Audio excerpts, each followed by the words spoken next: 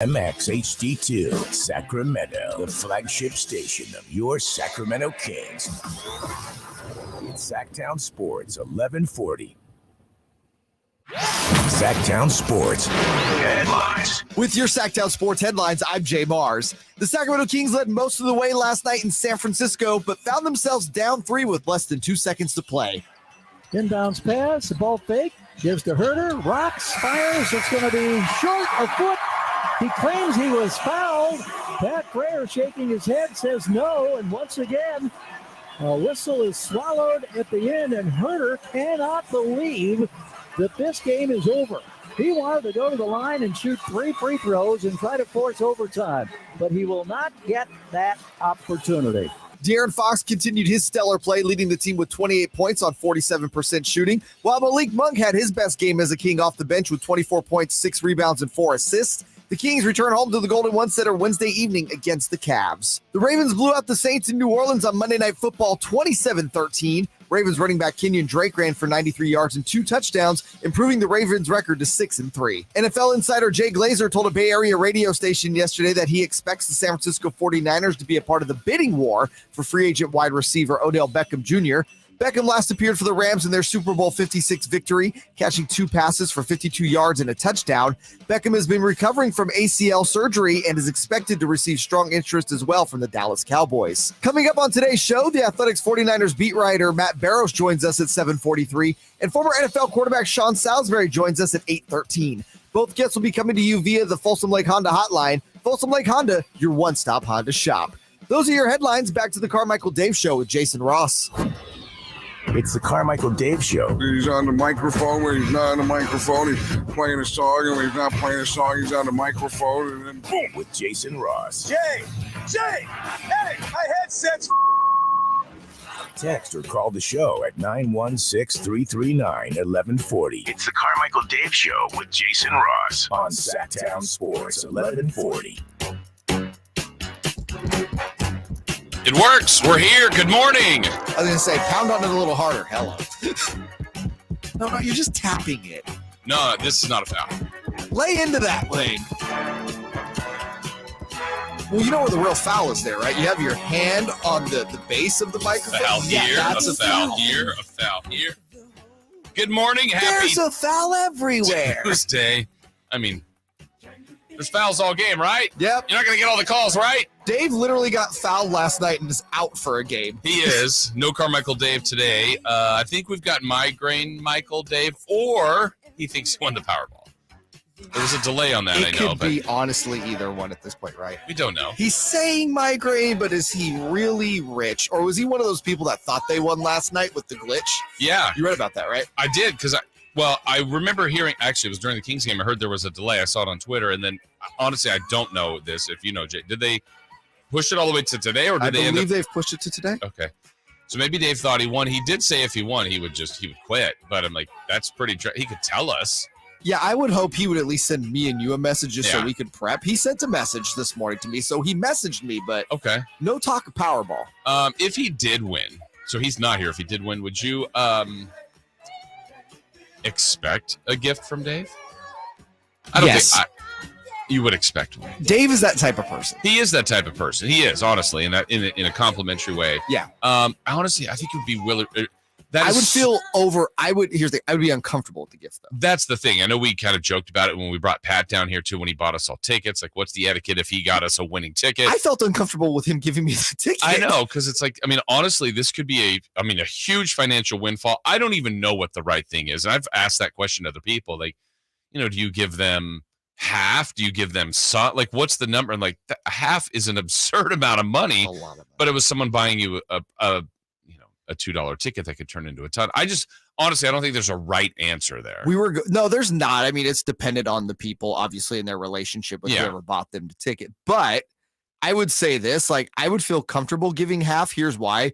We did the math yesterday. I think the lump sum you would get, it's like a $2 billion damn near, right? Yeah. I think the lump sum you would end up with is like $900 million. Uh-huh. I'm like, all right, 450 is so absurd. You'd be just fine. That's what I'm saying. Yeah. Not just me. My family is set up for the next several generations. Yeah. I'm also feel confident in investing that money and stuff, like I would actually give half and not feel any particular type of way. I guess that maybe that's just my humble roots talking there, but yeah.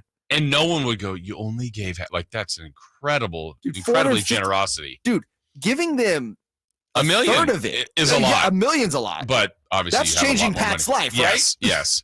And all along, I remember, I think my tune has changed because I used to say, I'd still work, because honestly, I like this job. I like it. It doesn't feel like work. I really enjoy it.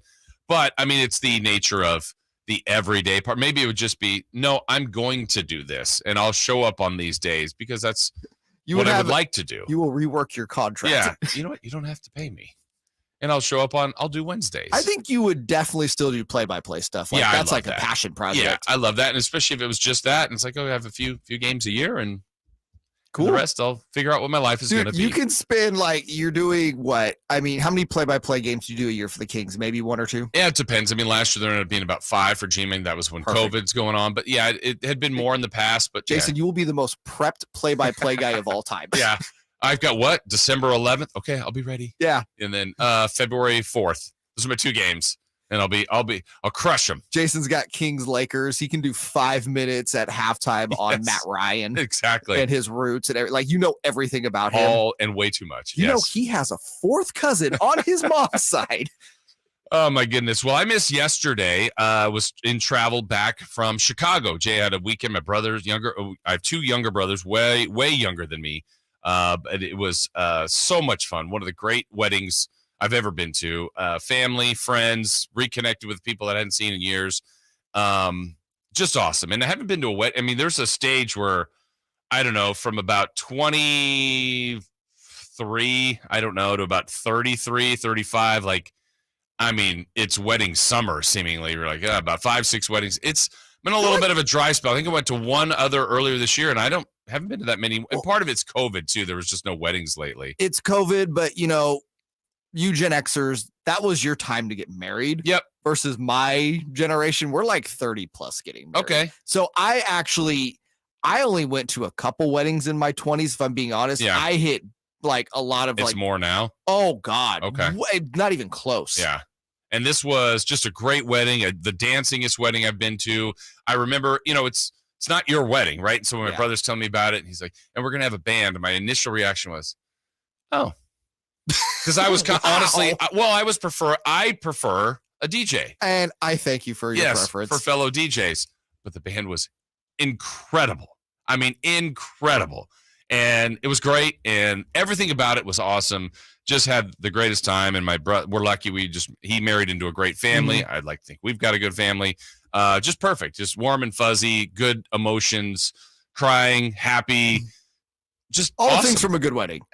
Just top notch. Real quick on the band. What was their range as far as like, where could they play musically? Where could they go? Let me see. So I'm going to try to give a variety of what, I mean, you had, and here's what was great about it. They had, gosh, I'm terrible at it. I mean, horns, different things, keyboard, everything. And then there was at least 4 different singers, and some kind of had their songs that they were singing to men, to women. You get the classics from Shout, to Timber, with Kesha, to Shut Up and Dance With Me, to okay, so they had range. Earth, Wind and Fire, Stevie Wonder. They had range. Like we were all over the place. This wasn't the local band at the pub. No, and they were all singing it, obviously, and it was just, the slow song, but not that many slow songs to good dancing songs. Just like it wasn't one of those where sometimes it as a DJ and you don't intend this. You just also don't know. It's like, boom, I got everybody on the floor. Then next song, ooh, everybody parted. It just, everybody stayed. That is, that's also a method, by the way, clearing the dance floor. It's actually, people wonder why, like, oh, why would you play that song? Well, I'm going to let you in. I'm going to. By design. Inside information here. Whether you're at a club or a bar that encourages dancing or a wedding. So usually the DJ and the bar will have an understanding. Look, if I keep you on the dance floor the entire night, you're not going to the bar. Yeah. And they need to make money because they're working on tips. Right. So what you do is you get everybody fired up, and then you play a clunker. Yeah. And or a slow song. Let's get a drink. Yes. Yeah. And you send them to the bar. It's a very good understanding between both. They crank it back up. Here they come. Drink in hand or put it on the table and go again. So I hope the band did that a few times to take care of the bar. Well, it also was just they had it really well designed. Like sometimes, and while everybody's out on the dance floor and you come back out, like the only bummer was like sometimes they were taking drinks and clearing tables, and then hey, your first course is now set. You know, they would almost stop the music, band would not play, go back to your tables and eat your first course. Boom, boom, dance again. Go back. Your main course is there. So they did well. Everything about it was fantastic. There's one, and not the thing I told you before the show. This would be en route going to Chicago. So we had a direct flight on Friday after the show to Chicago, from Sacramento to Chicago. All good. And left with enough time, feeling good, at least we thought. And so we're driving. Jay, this has never happened here in Sacramento. I still think it's the easiest airport to get in and get out. So we're going to park in the garage. Do that every time. I was going to say, wait, O'Hare? No, not there. We're actually going to Midway, but either way, to Chicago Airport, but leaving here. And we're a little over an hour, maybe an hour and 20 before flight, getting into the garage. There's literally like a barricade it's closed. And you could see open spots in the garage. And my brother had left on a flight like 3 hours before. And like I thought if there was an issue, he would have called me. And so you ran through the barricade. So he was already in the garage. So we have to circle around, do the loop at Sac Airport, go to the daily air, which I don't want to pay for, but I'm like, hey, we're a little bit getting closer to an hour now. Closed. Wow. Wait, closed? Never seen that. What the heck? Circle, and no signs of this. Circle all the way back around. Now we have to go to the economy lots, which is fine. All the way out by like that's a hike though, man. Where AM PM is. Yeah. And now we get into that line, and it's 2 lines deep, 10 cars. God. People like you have to use a card to get in to raise the arm. Yep. So people have it maybe in their trunk because they're not ready for that. So annoying. Anyway, get through there. Finally get in, waiting for the shuttle, 3 or 4 pass because they're all full. Like everybody is out here. Now you're looking at the time like, hey, we're now 50 minutes, 40 minutes. Like I'm just getting nervous we're going to miss the flight. Long story short on that, we finally get through security. I run to the gate. My wife gets stopped. I go, I'm going to get to the gate. We got to see if we can get on. They close the doors. I said, sorry. I'm getting, no. And he goes, are you Ross? I said, yes. He goes, I'm sorry. I go, wait. Why did he ask your name? You ask? You know who I am. I mean, as far as you were probably calling our name. I go, my wife will be here any second. We're here. I know we're going to be in middle seats. It doesn't matter. He's like, I'm sorry. So they rebook us while the plane's sitting there. Is the gate still open? No, he closed the doors, but the whole rebooking doesn't take 2 minutes. It takes shirk. Are you Ross? Yeah. Yes. Oh, sorry. It took 8 to 10 minutes. We get it. Meanwhile, the plane's still there. So our flight ended up being the very convenient Sacramento to Santa Barbara. Oh, God. Santa Barbara to Denver. 3 hour layover into Chicago. That was the worst part of it. We made it on Friday really late. The rest of the weekend was awesome, but I don't know what happened. I don't know why the garage and these other lots garages are stupid. Anyway, and that is this, folks, is why you get to the airport garage 5 hours. Oh, well, geez. Anyway, we've got a lot to cover today, including the Kings. Oh, what happened? Something happened last night? It was a close call. They fall short. Anything familiar happen? I think so. You noticing a trend? Unfortunate trend. Ravens look good, and the Colts did what? Yeah, we got leading off next.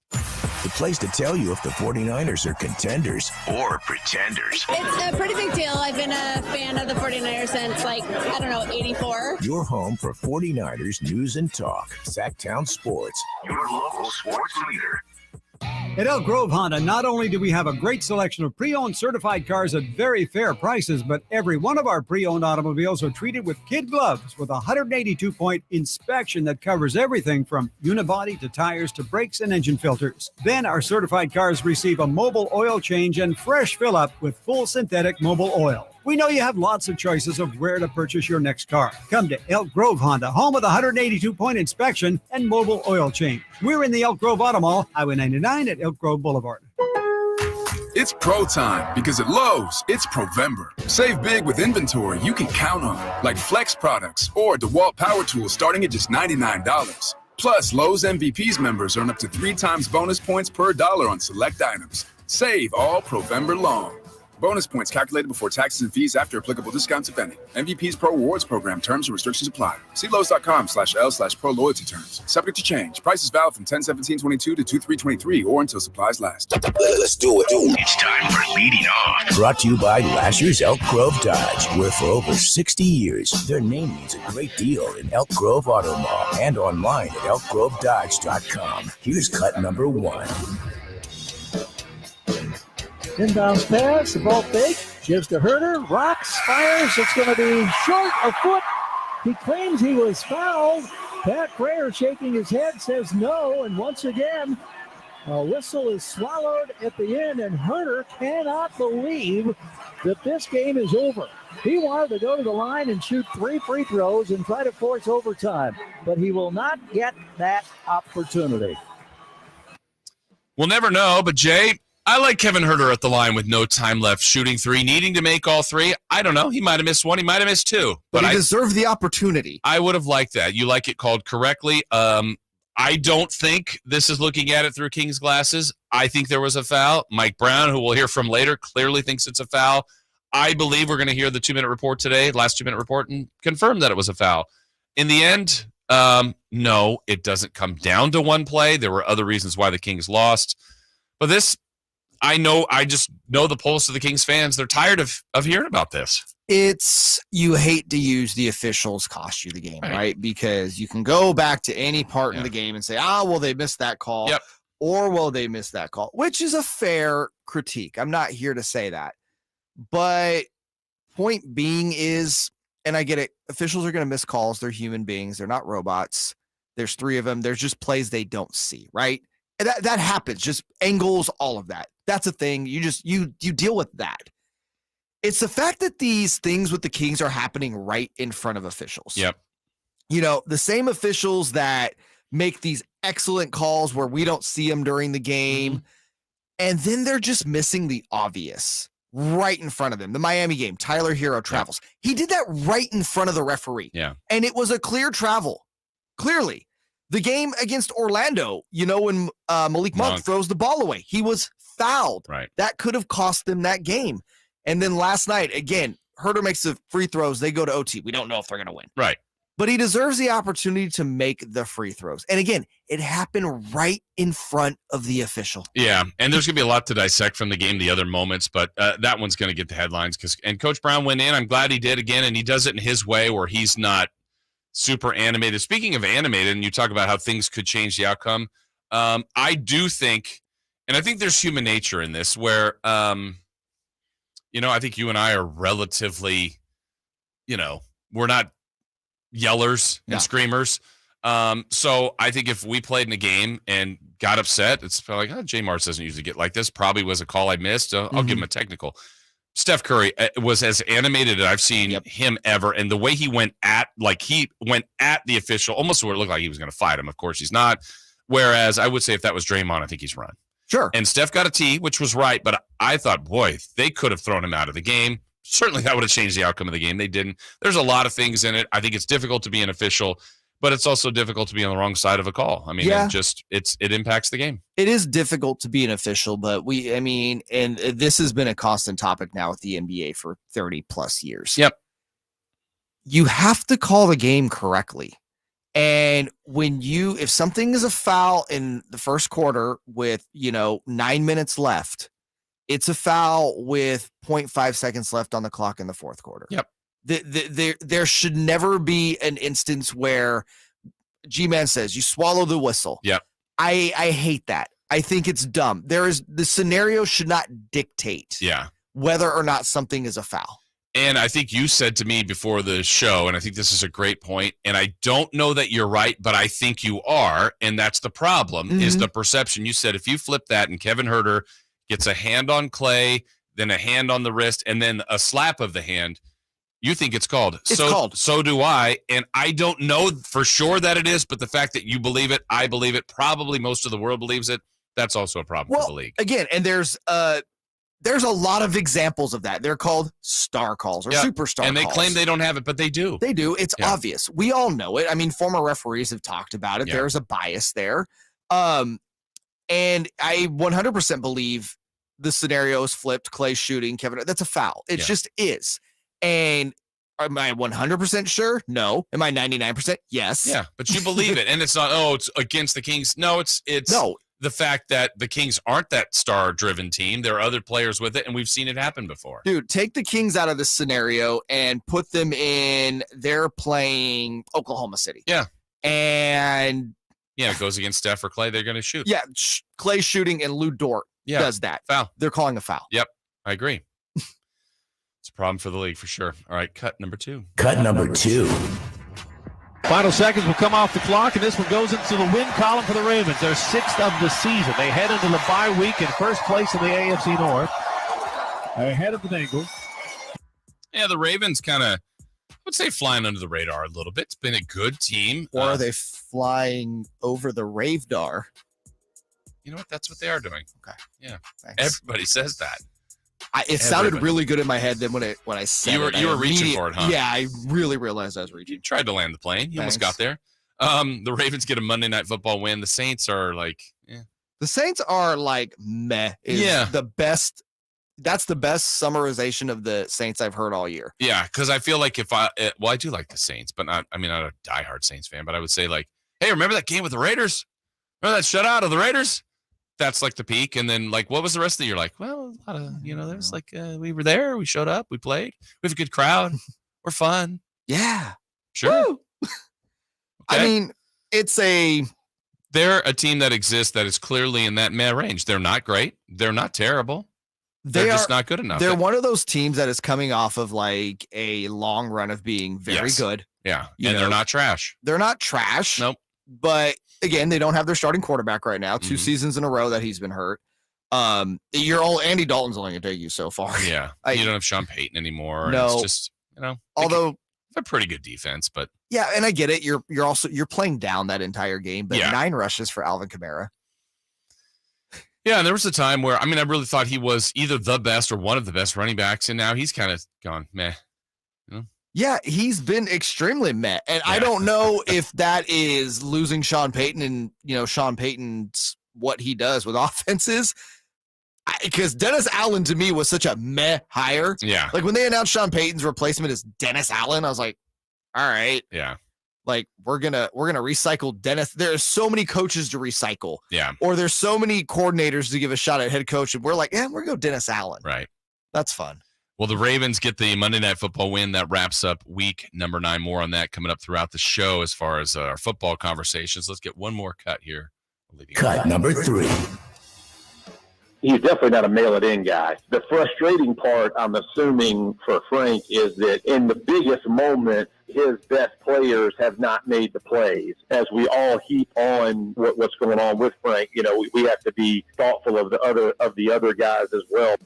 Well, that is Jeff Saturday talking about Frank Reich, who was let go on yesterday morning. Not the biggest surprise, a little bit of a surprise. I was surprised. The surprise, though, is the replacement. It's Jeff Saturday, who you see more times than not on ESPN talking football there. His coaching experience has been at the high school level. Woo! He's going to be the head coach, Jay. And I know they're saying right now, and clearly sometimes they just hire interim coaches for the rest of the year, but I think it's an audition for him. A very, very curious hire. He could be great, but I think when you do that, you open up the door for plenty of ripping and ribbing, and this is a bizarre hire. I don't know any other way to say it. Yeah, it definitely smells of this weird nepotism. Yep. Obviously, Saturday, a Colts legend. Jim Irsay is just... Yeah, so right? Jim Irsay is one of those owners we don't talk about much, but we probably should more. He's a weirdo. He is, and he thinks he doesn't stink, and this stinks. This is a super questionable hire, and that's me being nice about it. Well, and here's the workaround, too. They don't, in this spot, kind of have to apply to the Rooney rule. But let's say Saturday goes off. Like they finish great, and they're in second still in that terrible division, and they win, and they go, we're just going to hire. Like you just avoided the whole, well, we're going to keep our guy and elevate him. Like that's not the way this should work. No, not at all. And by the way, I don't think Jeff Saturday is going to lead this team anywhere. They don't even have anyone on staff that's called a play before. They're a mess. Like your best play caller on the staff right now might be Matt Ryan. Yeah, and you went away from him. You went to Sam Ehlinger and Ryan. Ryan wasn't great, but Ehlinger's been terrible. Yeah, and apparently Ehlinger was an Irsay call. So Reich has to go with the Irsay, and then he's let go 2 weeks later. Yeah. All right. Irsay, same guy who said, look, the one thing I do know is how to run a team. Yeah, we know. Do you? Sure. Okay, well, we'll see what Sean Salisbury has to say about that and other things when he joins us a little bit later in the show. We got Matt Barrows as well, but when we come back, we got to look into a little bit of our predictions. We look at our last couple of 3 in the Keys. How did Dave and Jay do with yesterday's game? We've got that and more as we continue here on Sactown Sports 1140. Check out the Golf to Go Hour with Frank LaRosa every week on Sactown Sports 1140. Get the latest on equipment, area courses, people that play the great game, and plenty of good conversations about golf. It's the Golf to Go Hour with Frank LaRosa every week on Sactown Sports 1140. Golf to Go is brought to you by the Hagen Oaks Golf Super Shop, America's most awarded golf facility, and Naturewood Home Furnishings, where it's all about choices and always about quality, and Safe Credit Union. Let us put you first. Well, as I mentioned, I was spending the weekend at a great wedding in Chicago, came back yesterday, a little bit of rain going on, woke up this morning coming in for the show, tons of rain. No stress on my part because we got the brand new roof thanks to ACR Solar. They do roofing. They have home services. They do a lot of different things. Solar's in their name, and of course they do that too.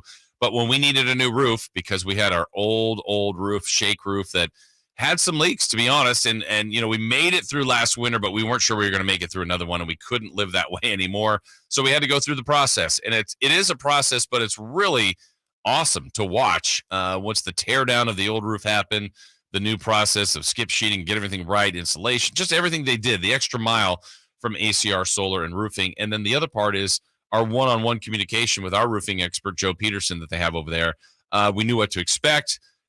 Everything was basically, he talked about, was delivered and done. And the constant communication, the back and forth that we knew when guys would show up, when they'd leave. Joe was there every day. He was always checking in, constant communications through phone, text, email, and face-to-face. So the follow-through, the execution, and then now for us, the peace of mind. It's just a beautiful roof. It looks great. No issues at all with the rain we have going on. New gutters, the whole deal. It looks fantastic. We feel great about it. And if you're in a spot where you need a new roof, you got to contact acrsolar.com. ATM Mortgage. Hi, this is Jeff Tarbell. Are you tired of ever increasing rent payments? Now's the time to look at building your financial foundation, buying your own home, and ATM Mortgage can help. You can reach us today, 916-338-9400. That's 338-9400, or online at atmmortgage.net. ATM Mortgage. License under California CFL and MLS 223-4889. Stay in front of him. Feet, no fouls. Okay, take a break. Hi, Doug Christie here for the Good Feet store asking, how much do you rely on your feet? A little? A lot? Probably more than that. If you're like most people, you know that when your feet are hurting, your life kind of stinks. There are lots of treatment options that promise relief but will disappoint. The Good Feet store makes over 300 styles, sizes, and flexibilities of arch supports. Why so many? Because to get serious pain relief, you need a precise fit that's matched to your foot, gait, and lifestyle. To make sure you get the pain-relieving pair that's just right for you, Good Feet has an arch support specialist at every Good Feet location to give customers a free personalized arch support fitting and test walk. Experience for yourself the unmatched comfort, balance, and support of Good Feet arch support. The Good Feet store in Sacramento, Roseville, Stockton, and Modesto. Online at goodfeet.com. My doctor told me my cholesterol is borderline. So I took control with Garlic Healthy Cholesterol Formula. Garlic helps maintain healthy cholesterol safely and naturally. It's odor and taste-free, and Garlic is a world leader in garlic potency. I'm taking charge of my cholesterol with Garlic Healthy Cholesterol Formula, cholesterol's natural enemy. These statements have not been evaluated by the FDA. This product is not intended to diagnose, treat, cure, or prevent any disease. The term natural references only the garlic in the product. Use as directed. At Progressive, we know there's nothing like the feeling of riding a motorcycle with your crew on the open road. It's a primal, wild freedom, a feeling that would be impossible to recreate on the radio. Until now. Hit it, sound effects guy.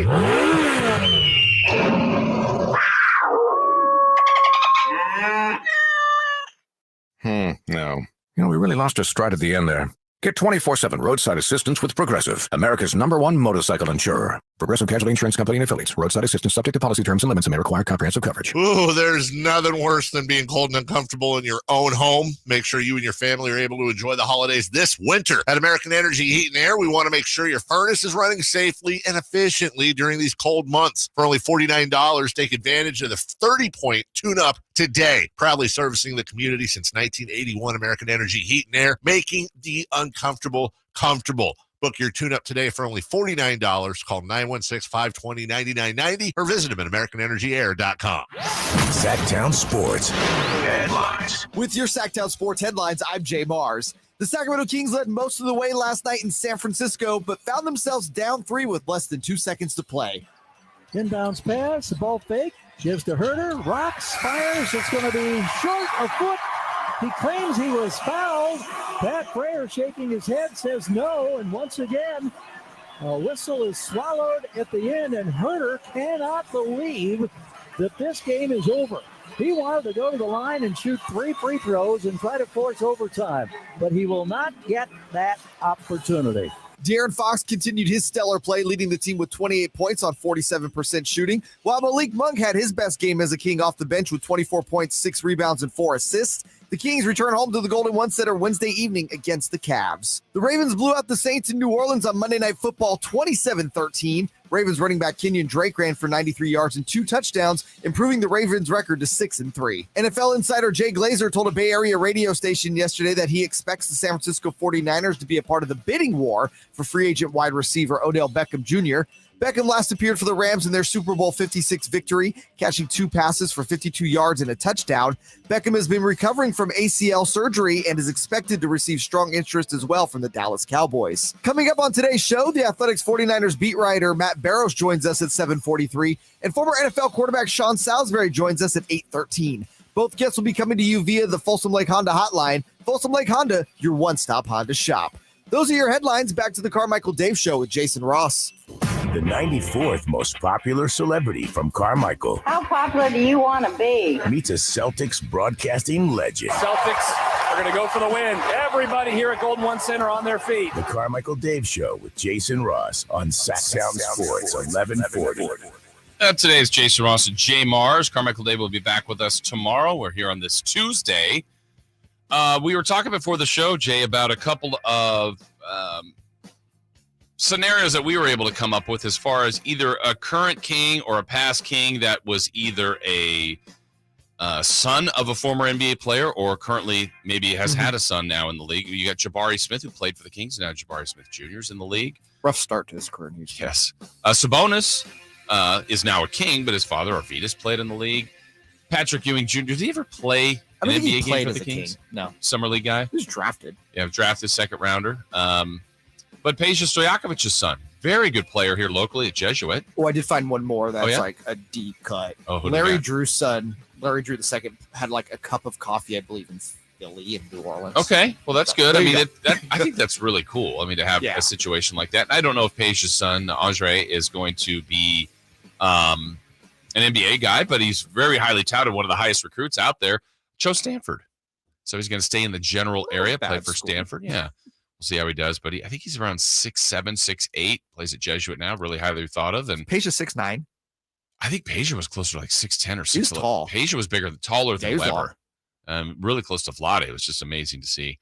One of the things we like to do before every Kings game is do a little 3 in the key. But we also have to hold ourselves accountable, see how we have done. I wasn't here yesterday, so we've got 2 3 in the keys to catch up on. We did this on Friday before the Kings Orlando Magic game, which was a thriller. I wasn't here for that. What was kind of the reaction on the Fox? Because I got to say, that was one that I'm at the dress rehearsal on Saturday night. Bang, bang, bang. Like my phone is just getting hit. I'm like, what? I was kind of following the Kings game. I knew they were in overtime. And like something happened that was significant.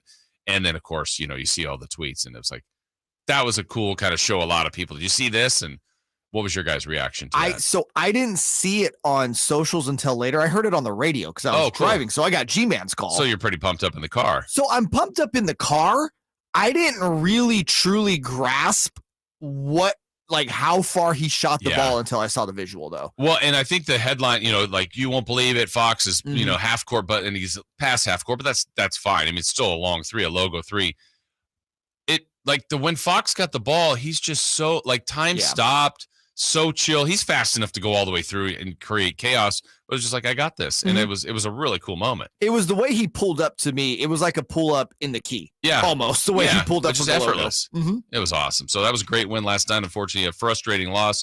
So let's go back to 3 in the key from Friday. And we ended up doing, we got bonus. We had 5 ultimately here in the key. And we had Simone with us as well. So we asked for points for Kevin Herter.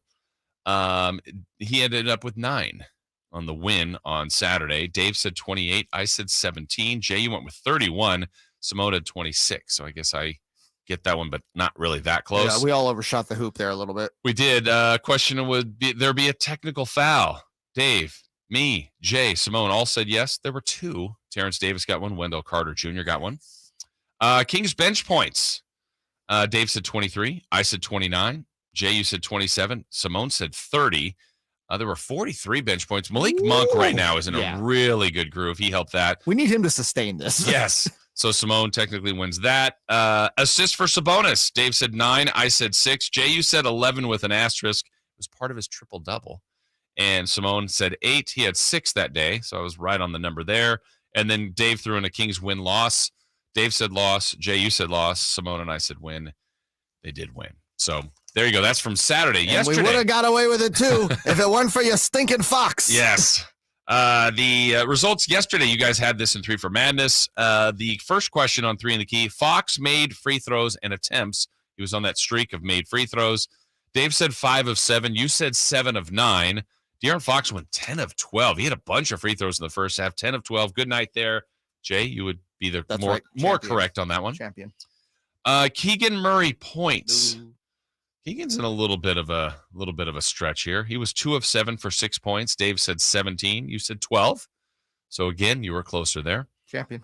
And then I don't know that this is a head scratcher last night, but it's something that's in decline. Rashawn Holmes minutes. You both weren't big believers in minutes for him. Dave said 14. You were less of a believer with 10. You were closer. He did not play yesterday. Yeah, Rashawn has struggled this year.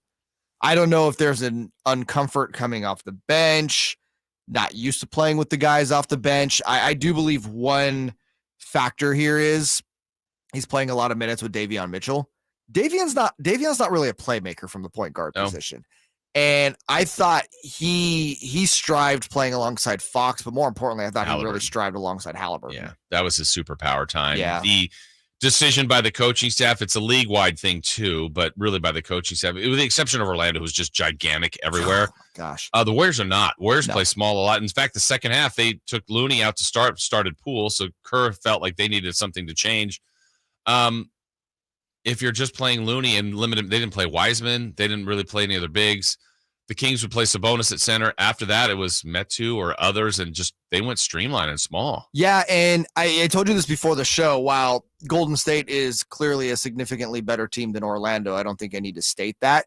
From just a pure matchup standpoint, the Kings match up better with them because the Kings match up better with smaller teams, given that, Domantas Sabonis is your starting center. The Kings aren't big. They're bigger than they were last year because last year they were tiny. Right. You had Harrison playing the 4 most of the time, and, he's more apt to play the 3, in my opinion.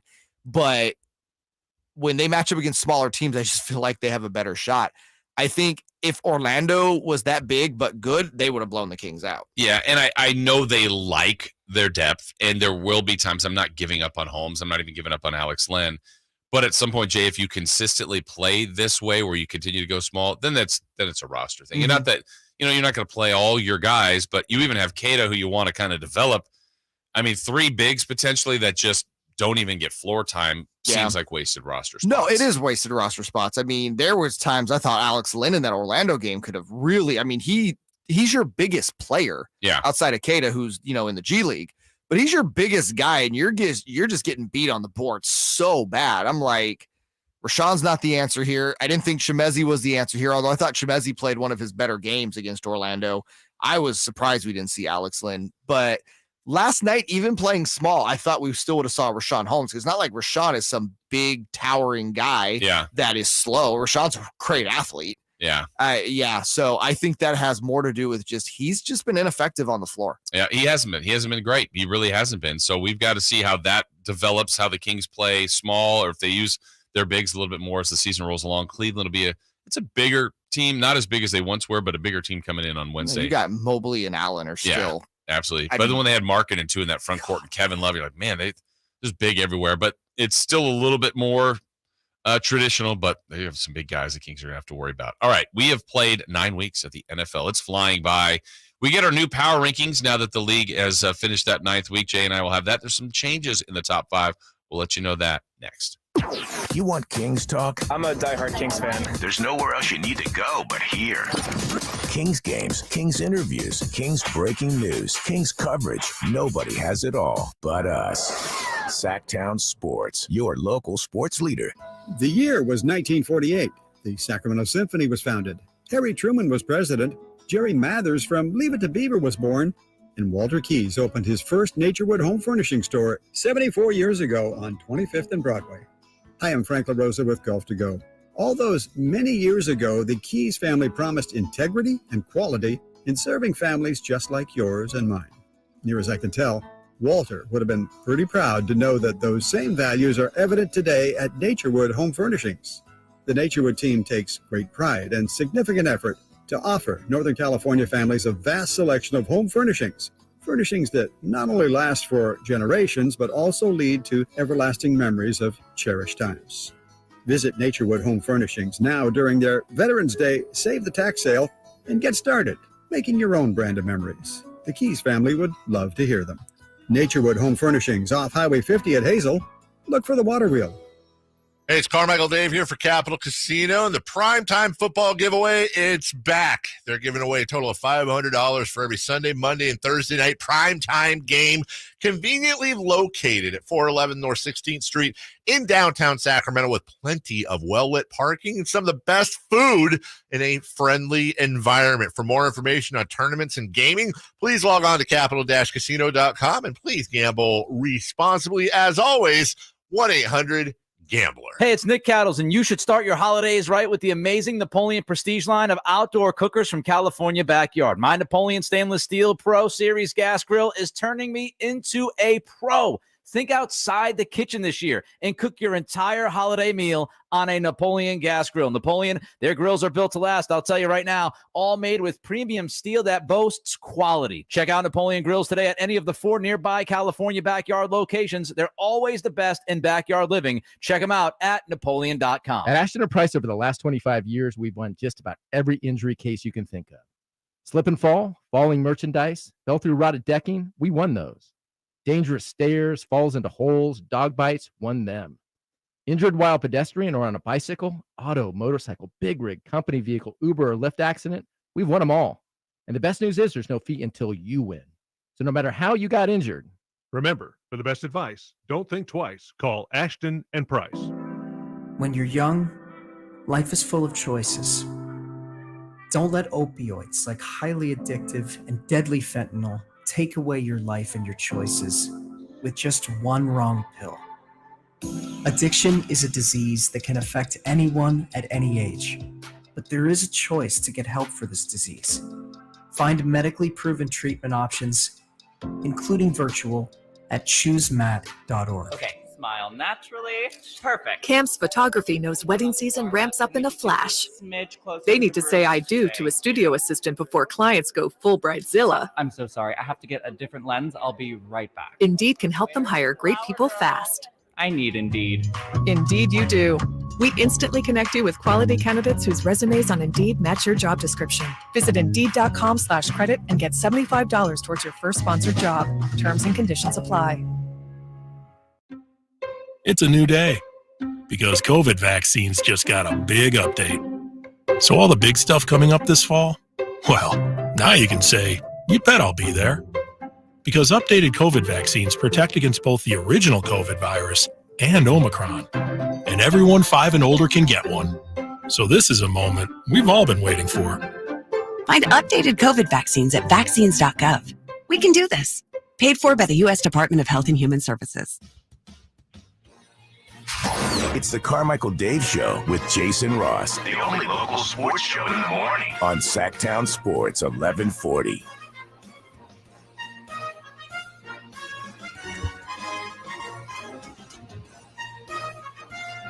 Time goes too fast in general, but, you know, we wait for so many months to get to football. We're halfway done. 9 weeks. Sad? A little bit. Excited for the second half? I'm always excited each Sunday. Well, Thursday, Sunday, Monday. Some weekends are better than others. I love the unpredictable nature, though, Jay, of the NFL. Like when you think, I've got to figure out these are the best teams. I mean, our power top 5 changes all the time. We have different things there. It's never exactly what it seems. Obviously, our picks reflect that, our predictions. I would have thought the NFC East would be a struggle. It's one of the best divisions. Certainly the AFC East has turned into just an amazing division. AFC West, best division in football, no doubt. No, there's doubt. Lots of doubt. What a fart in church the AFC West has been. And it was like, can't miss. Russ with the Broncos. Look at the weapons. Look what Carr now has. And the Chargers are just this darling every year. And we know the Chiefs are going to be unbelievable. But Tyreek Hill's also gone. Is this finally the year the Chiefs fall off the mountaintop? Well, no. Whoops. Not yet. So with that said, we've played 9 weeks. And our picks and rankings will change week by week like they do. Mine shuffled quite a bit this week. Let's go from 5 to 1. Jason Ross, Jay Mars, Dave off. He'll be back tomorrow. Jay, do you have your 5th team in your top 5? I do. Do you like The Simpsons? I do. I'm not a regular. I haven't seen all of the episodes. I appreciate that it's still going, but yeah. Well, in that case, call your boy Homer. I have the San Francisco 49ers at 4-4. Well delivered, by the way. Ranked 5th. Now, obviously, there are teams with better records than them, and the one that's going to stick out that I'm omitting this week, just full stop, is the Dallas Cowboys. I think even though Dallas is 6-2, I think the Niners are a better team, especially with the addition of Christian McCaffrey. With guys getting healthy, we're looking at Jason Verrett possibly being back in Week 10, possibility of Eric Armstead being back in Week 10. The defense, which is already good, although it struggled the last few weeks, is getting its reinforcements. That offense, potentially, with Christian McCaffrey, Deebo Samuel, Brandon Ayuk, George Kittle, and who knows, maybe OBJ Jr., looks devastating. Give me the Niners at 5. My wow wasn't on the Niners. My wow was the omission of the Cowboys and then possibly even another team, but I have to wait to hear your rest of your list. Niners, I fully convinced, can win the NFC and can win the Super Bowl. I'm really convinced of that. If they add more, if they don't, if they get healthy, they've got the goods to do it. They're that good. Their record hasn't been as great as it should be, but I like that call. I don't have them in the top 5. They're right on the edge. My 5th team is the first time I've put them in there, and I think if they played the Niners, they would lose. I probably already have my list wrong, but I'm going to reward them just based on their record. I'm putting the Vikings there. They're a weird team. They have just the one loss, but I think the Niners would beat them if they played, but I am going to put the Vikings at number 5. Who's your number 4? Ooh, I've gone back and forth on this one. I'm going to go with the Vikings at 4. Okay. 7-1. Again, I think that division sucks. For full stop. That division is trash. Yes. So that might be the only reason why that 7-1 doesn't rank them higher. But listen, Kirk Cousins playing good football. I like the addition of Hawkinson to go along with Dalvin Cook and Justin Jefferson. That is a really good offense. And they have potential to do some damage in the playoffs. Give me the Vikings at 4. Okay. I have moved this team down. I still think very highly of them. I'm a little nervous about the quarterback situation. And what I mean is Josh Allen going to be looking at that arm and that kind of the forearm area after getting banged up against the Jets. Still a very good team. Still one of the favorites to win the whole thing. But I'm penalizing him for losing to the Jets. That's not a shame, but just might be the wake-up call they need to kind of regroup. Everybody has the little bumps in the road. They're still 6-2, still very good, but I'm going to put the Bills at 4. Okay. How about your 3? The Philadelphia Eagles. What? The 8-0 Philadelphia Eagles. Okay.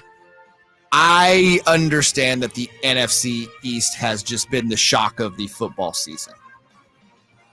I only rank them higher than Dallas because they took care of Dallas earlier this year, so they automatically get the bid there.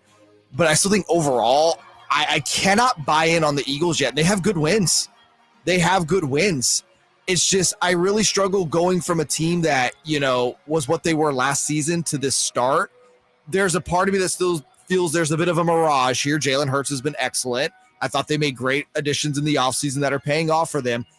I'm not fully bought in yet, but after week 12, that may completely change. Okay. I gotcha. I'm going at number 3, the team you did omit, which was Dallas. I like their defense. Their offense hopefully will catch up to what they're doing. Quality wins, but they did lose to Philadelphia, who you will see a little bit later on my list. Dallas, I've been impressed with them. I think that's a good football team. They had a great offense a year ago. Defense is better now. I put Dallas at 3. All right. My number 2 is the Bills of Buffalo, New York. That was a bad loss against the Jets, but so they went from 1 to 2 for you, probably. Oh, for sure. Yeah. But we're also looking at the Jets as a team that sucks still when the Jets are. They don't I'm not anymore. here to say the Jets are good. I'm just here to say the Jets look like a competent NFL football team. And kind of what you said, Josh Allen, the arm, the run game was still good for him. And the Bills defense is still really good. But I do think that arm affected him on Sunday, which was a big reason why the Jets did win. So I can't really drop them too much because of that. Okay. But I'm still a big believer that, should the arm be healthy with Josh Allen, this is a team that's going to be in the AFC Championship game again. Yeah. My I number shouldn't say again, but- 2 team, I think we're going to see on your list here in just a minute, but I put the Chiefs at number 2. A little scare on Sunday night, but it's a win. That's what it's about. I feel like every time the Chiefs play, it's really hard to pick against them. Like what would make you, if you were a bettor, take the point spread away. Like if you're doing head to head and the Chiefs were certainly at home, but if they're playing just about anyone else, it'd be really tough to pick that other team. Now, of course, they don't win every game, but for the better part of the last 5 years, they win the majority of their games. It's a good football team with a great quarterback. They've changed some things around and they're still good. They're consistently good. I can't bet against the Chiefs ever. I don't. It's just a really bad idea, aside from the AFC title game last year, which had people scratching their head, which I think that really led into with Tyreek Hill being gone in the offseason, like, oh, these guys are done. Yeah. I think they're far from done. I think Patrick Mahomes has bounced back very nicely, utilizing the weapons that he does have. Andy Reid has figured it out, how to massage things with a different looking team.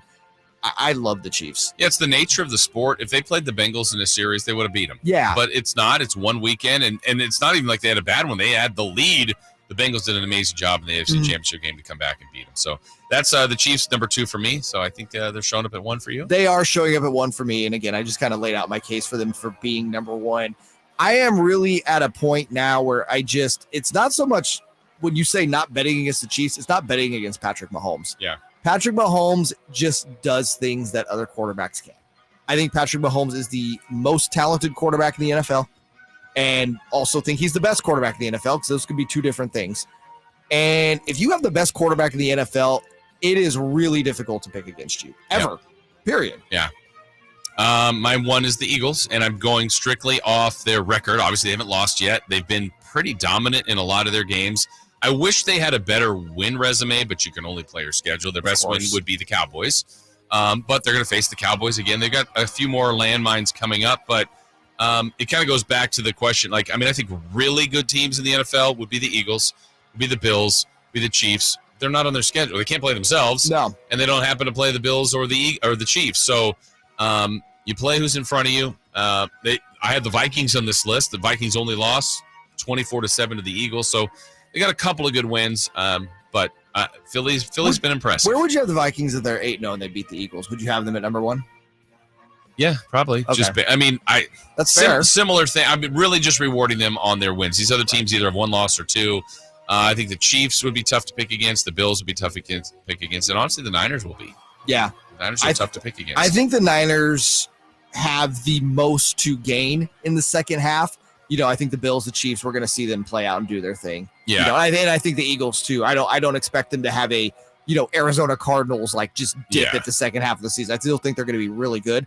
But the Niners, man, nobody wants to play them in the playoffs. If we got a Final Four, a championship weekend of Buffalo, Kansas City, no matter where that's played, and the Niners, Cowboys, Niners, Eagles, Scout, that's fun. We're in good shape. That's fun. Yeah. All right, so there's a look at our NFL power rankings. When we come back, we start the 7 o'clock hour. Kings had a good trip, but there's struggles at that forward position. What's going on with a rookie and Keegan Murray, and what's going on with Harrison Barnes? We'll discuss that next. Kings insiders Frankie Cardoselli and Chris Watkins give you all things Kings on the return of the Roar podcast. With these 2 sitting next to me now, certainly feel comforted. You can sign up for free at Sactownsports.com. Hi, this is Joe Cordell with the law firm Cordell & Cordell. Divorce can be complicated, especially if children are involved. If you're a father and want to protect your role in your children's lives, remember Cordell & Cordell. We've helped men with matters like these for 30 years, and we'd love to help you.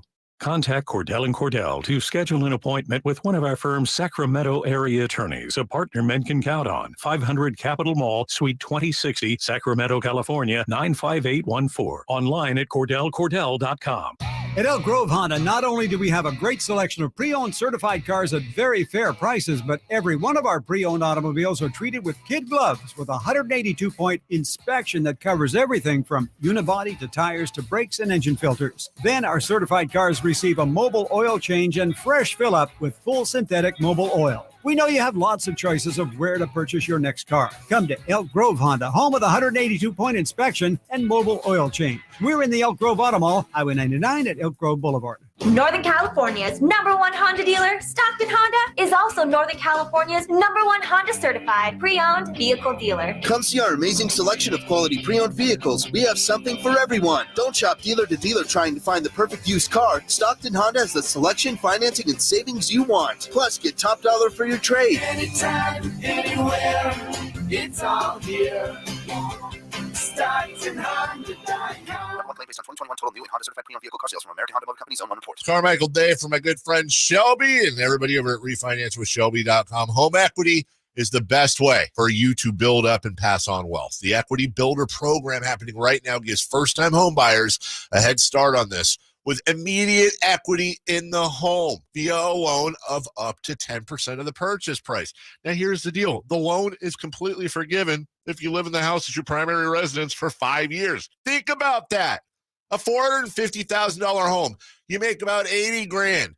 You get 45 grand down as part of the Equity Builder program, and you live in the home for 5 years. Boom, the loan is gone. You got to be a first-time home buyer. You got to occupy the property as your primary residence. That's about it. Couple of other things, and you're good to go. That's it. Go to refinance-with-shelby.com. It's a no-brainer. It's the best way to get into this market. Refinance-with-shelby.com. NMLS number 279051. BRE number 01864354. Golf to Go is brought to you by the Hagen Oaks Golf Super Shop. Here's Frank LaRosa. Golf Digest Guy Yoakum compiled 10 things we learned from Arnold Palmer on and off the course. First, invent a system and own it. Arnie described it as a whole way of playing. 2, always dress the part. He said the neatly appointed golfer gives the impression that the course and people are special. 3, remember the kids. Arnie always signed for them, and much of his foundation is devoted to kids. 4, walk and walk some more. 5, a good grip comes first. Arnold was given the grip at age 3 by his dad, who said, don't ever change it. 6, hit the ball hard.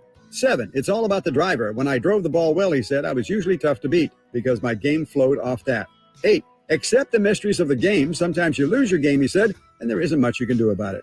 9, imitate your heroes. Byron Nelson was Arnie's role model, and all these years later, Palmer has been an inspiration to many. 10, get it to the hole, he said. If you do that, you'll at least give it a chance to go in, which, if I'm not mistaken, is the object of the game. Arnold Palmer is sorely missed. If that's your Golf to Go, I'm Frank LaRosa. The game of football is about pain. Ever since I was 5 years old, it's been all about football. It's been about running, jumping, blocking, tackling. I stopped playing at 31. You're listening to Michael Robinson, retired pro fullback. I thought that foot pain was going to be with me for the rest of my life. I'm so glad I met Good Feet. I'm so glad that those arch supports are in my shoes. I had terrible foot issues that prevented me from really having a normal life with my kids. With the Good Feet arch supports, man, I'm always ready. My kids actually got to enjoy me in the yard more, racing each other, backpedaling, teaching them some things, being a dad. If I had known about the Good Feet arch support earlier, I would have more than one championship. I would have 2 championship rings. See what we can do for you with a free personalized arch support fitting at the Good Feet store. Sore feet? Aching back? Even plantar fasciitis? Come to the Good Feet store in Sacramento, Roseville, Stockton, and Modesto. The flagship. Ball game. Sacramento wins.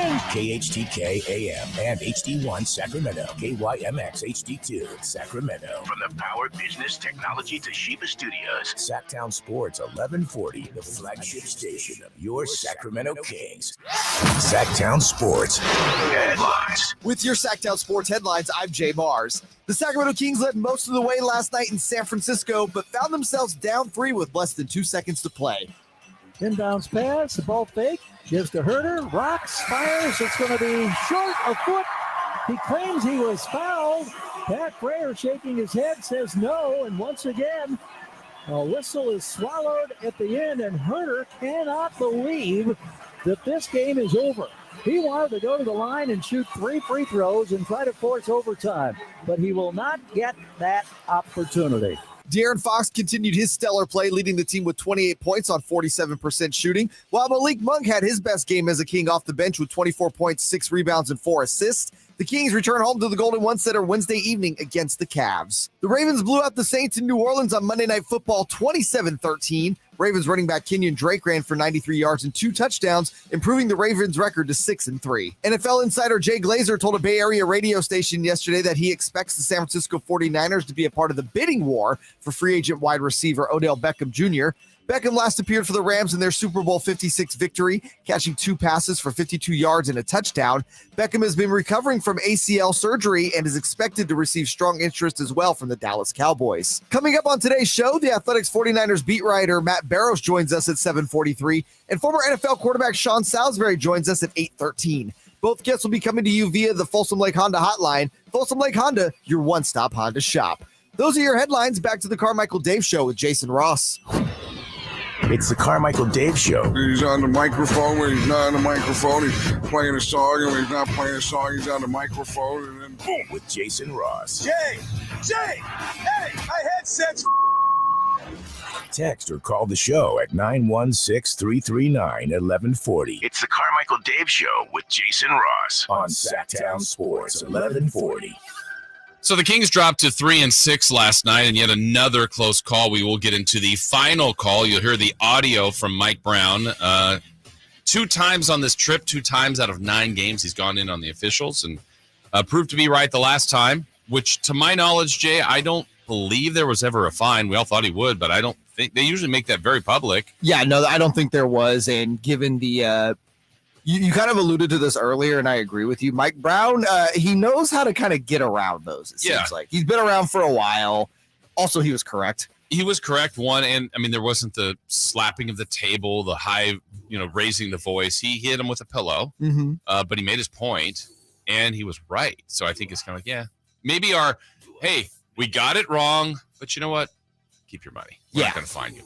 That could be the give. By the way, I think that should be a new rule. If a challenge. No, seriously, if a head coach calls out officiating or a certain play at the end of the game and he ends up being right, no matter what he said about the officials, skip the fine. It's like the unwritten rule challenge, right? It's like, I'm going to challenge this. By the way, last night, I thought each team had an odd challenge in the game. Mike Brown challenged him. Made 3 by Steph, but really it was to take away the and 1. Right. Which he did. So in theory, I'm going to guess that Steph would have made it. So you saved a point, which, hey, if any coach can save a point, you'll try that, but odd. And then Steve Kerr did it too to save a foul attempt, which would have been 2 free throws, but it ended up being Kings possession. Just a couple, didn't really. The Kings didn't score on that possession though, did they? Good question. I think it's going to be Monk going to the line. They may not have, so maybe it was a smart play, but I can't remember right now. But what did kind of stand out, and look, I know after every game, it's probably really easy to do this, to find the people that played well and those that didn't, and then try to figure out the why and those that didn't. What is rare to happen is to have everybody play great because, as great as Monk was, and I thought Mitchell was good, the bench was really helpful last night. Well, they needed the bench because the starting forwards were off again, and they weren't off. They were horrible. Yeah, and there's 2 different players, and I feel like I've switched what I would be my normal without context, Jay. If you told me, and I'm going to put him as a rookie and a veteran, an established veteran that's had a really good career, to a rookie that we think is going to be great, I would probably be a little bit more worried about the rookie. Because just in general, because the veteran's he's fine. He can have a bad game, a bad couple of games. We're talking about Harrison Barnes and Keegan Murray. So let's start with Barnes here first. Scoreless last night. Nothing. 0 for 4. Okay, can you have those games? Yeah, but a bad game should be 8 points for Harrison Barnes, or 6. So now they've played 9 games, Jay, and Harrison Barnes has had single digits in 5 of the 9 games. Ugh. His double-digit games are 11, 12, 16, and 20. The 20 came after the first 3 when he was 9, 8, and 4, and I felt like he was super aggressive. It was like, oh, no, I'll show you, and great, you did.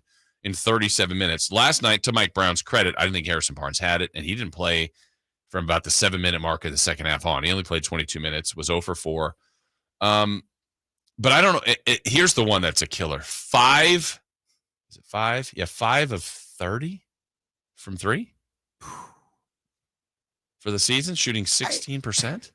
We all know Harrison goes into his lulls during the season where you'll see him play really well, and then he'll just have a stretch of games where he's just not doing anything. Anything. But 5 of 30. I don't think we ain't ever seen that. And you also know that Harrison Barnes doesn't force shot. Like, he's not taking bad threes. He's taking open threes. 5 of 30. That's a problem. And that now brings in Monk, brings in Mitchell. Now other guys are picking up play. So again, you're not going to have everybody on it every night. But when you're starting a guy that's been very reliable, probably going into the season, you're thinking, hey, he's in a better role. He doesn't have to be. There were times last year where he was carrying the team for a few games. He doesn't have to be that guy. But, you like the freedom of movement. He played in that kind of offense with the Warriors. You would think he would thrive off a guy like Sabonis and Fox kind of getting theirs.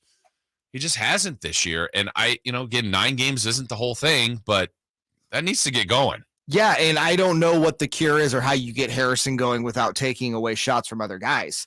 I thought going into the season, the addition of Murray and Herter, I'm like, okay, great.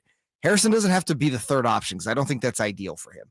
I think you're a really good team if Harrison Barnes is your 4th or 5th option. Yeah. Right now, he's not an option. You can't put a number next to him. He's just been that bad. I mean, honestly, the only reason the Kings were in the game last night is because the Warriors played small. Because when you look at the Kings, you just go through the box score and, again, rewatch the game if you really want to look. The forwards in general were awful last night. Yeah. I mean, Trey Lyles didn't even play 5 minutes. Right. Chimezie Metu gave you almost 15, but he was ineffective. And he was really playing center. Yeah, Barnes was ineffective. Murray was the forwards were terrible last night. I mean, you look at any sort of positive outside of, again, Sabonis giving you 19, 14, and 6, although he didn't shoot very well. But again, they were keying in on him on the defensive side.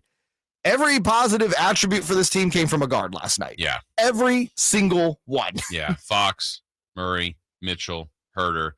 Monk, even Terrence Davis. Yeah. Like everybody. And the only people that play good were Monk. Sorry. Yeah. The only people that play good were guards. Yes. And I'm at the point now, and again, this game was kind of, again, a matchup thing, so to speak. But you really have to start looking at just, and again, I think Harrison's going to get a leash here because he is a veteran. And I don't know how long that leash is going to be. I think Trey Lyles has been a better player than Harrison Barnes this year. Yeah, to this point, and I don't know if that's the switch they'll do, but I still go back to the beginning of the year a little bit curious. I know there's a trust and a thought on what KZ Okpala could do. Yeah, well, that just went out the door. And I really go back to the Warriors game the last time they played. Remember, the Warriors had 89 points at half. The Warriors didn't have what did they have going into? They had 79 going into the fourth quarter last night. So the Kings did a much better job defensively, and Curry went off. He went for 47. But the first time they played, Curry had 25 at the half. In the first 4 minutes that Okpala played, and again, that's not a very large size, but he didn't score. But it's like if that point is to shut down the other, you could play him later in the game. You could play him at any time. The thing, too, with Okpala is, and this is, I felt the Okpala thing was almost a gimmick in the preseason, and I feel like I've been proven right. Like where he's going to be our defensive stopper. But he doesn't have to start. He should be playing, right? If he's the defensive stopper. Just it. Yeah. He should be playing. Right. If you were going to gimmick start him here, you're obviously saying, hey, the guy can play ball. Dude hasn't even appeared. Yeah. And last night would have been perfect because you could have probably played him at the 4. Mm-hmm. You could have probably played realistically, when they got super small, you could have played him at the 5. Yeah, and when they're setting screens and they were switching, so you're trying to get who the Kings had on Curry off of Curry and to get the switch they liked. But anyway, how about Keegan Murray? Keegan, to me, has been thought of as super efficient, effective. That efficiency's kind of gone away here lately. Keegan's first 5 games that he was available, 19 points, 16 points, 18 points, 22 points, 12 points. This road trip wasn't a great trip for him. He started with the 12 points. Now he's 7, 3, and 6 last night. 3 of 7, 1 of 6, 2 of 7. I still find him in the right spot. I think he's taking the right shots. I think some shots will fall. Look, there's some speculation, rumors like it's a really tight family. There's some stuff, not any, whatever they got. Right. Things happen. Life happens. Maybe that's impacting him. I'm going to give him the benefit of the doubt because I think he's going to be a tremendous player. Yeah, and it's also his first road trip in the NBA. Yeah, he just not there, and I don't think Coach Brown forced him out there and let him out way too long. I think he's playing him the right amount of time, and I'm really not that worried about him. No, it is funny how we are more worried about Harrison than we are and I Keegan. wouldn't have thought that just in general as a blanket statement, rookie versus veteran. Yeah, and again, when you talk about Leash, he's a rookie. You know, we knew he's going to have lulls throughout the season. That happens to all NBA rookies, you know. I'm not too concerned about it, again, especially if there is a family issue going on top of it being his first road trip, you know. Got the Miami life for a few nights. Right. That could be having some fun with him as well. Probably not and, with him. You know, just probably threw him off a little bit. I think the home cooking coming up here soon. I mean, even the Lakers, it's not a home game, obviously, on Friday, but you go Cavs at home, LA, and you're back at home. I think the home stretch will help him. Yeah, I hope so. And, you know, the other thing, too, is I think probably game plan-wise, Fox is number one for opposing teams. Sabonis a close second. Keegan might be the next on, like, hey, look, I know if I'm an opposing team and you kind of go, hey, if Fox and Sabonis kind of get theirs, if we can stop Murray from getting 17 to 20 or Herter, you know, that a good chance to win. And so he's got to figure that out. He will. But it sure would be nice to get more production from the forwards right now. You need more, and that's an understatement. Like I said, you can still consider Keegan an option right now just because, again, like Harrison's not an option. Like his play is so bad, it's almost detrimental to the team when he's on the floor right now.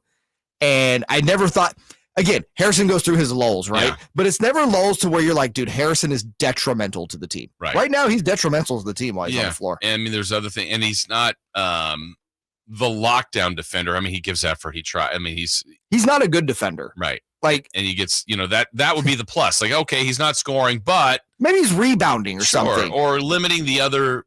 You know, matchup last night. Yeah. And had a lot of minutes, I thought, on Wiggins and different guys too. But and the rebounding has been so suspect for the Kings already this year. You had Sabonis with 4. You Murray with 7. Malik Monk. No, Sabonis had 14 yesterday. Oh, 14. I'm sorry. Yeah.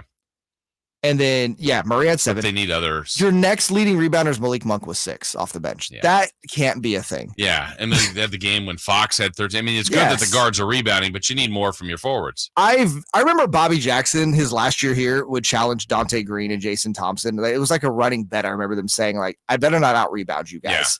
Yeah. And they would have a running bet going. I think Bobby won it most of the time. Guards should never be consistently out-rebounding your forwards. It's just unless your guard is 6'10", like Ben Simmons or something. Right, exactly. But it's bad.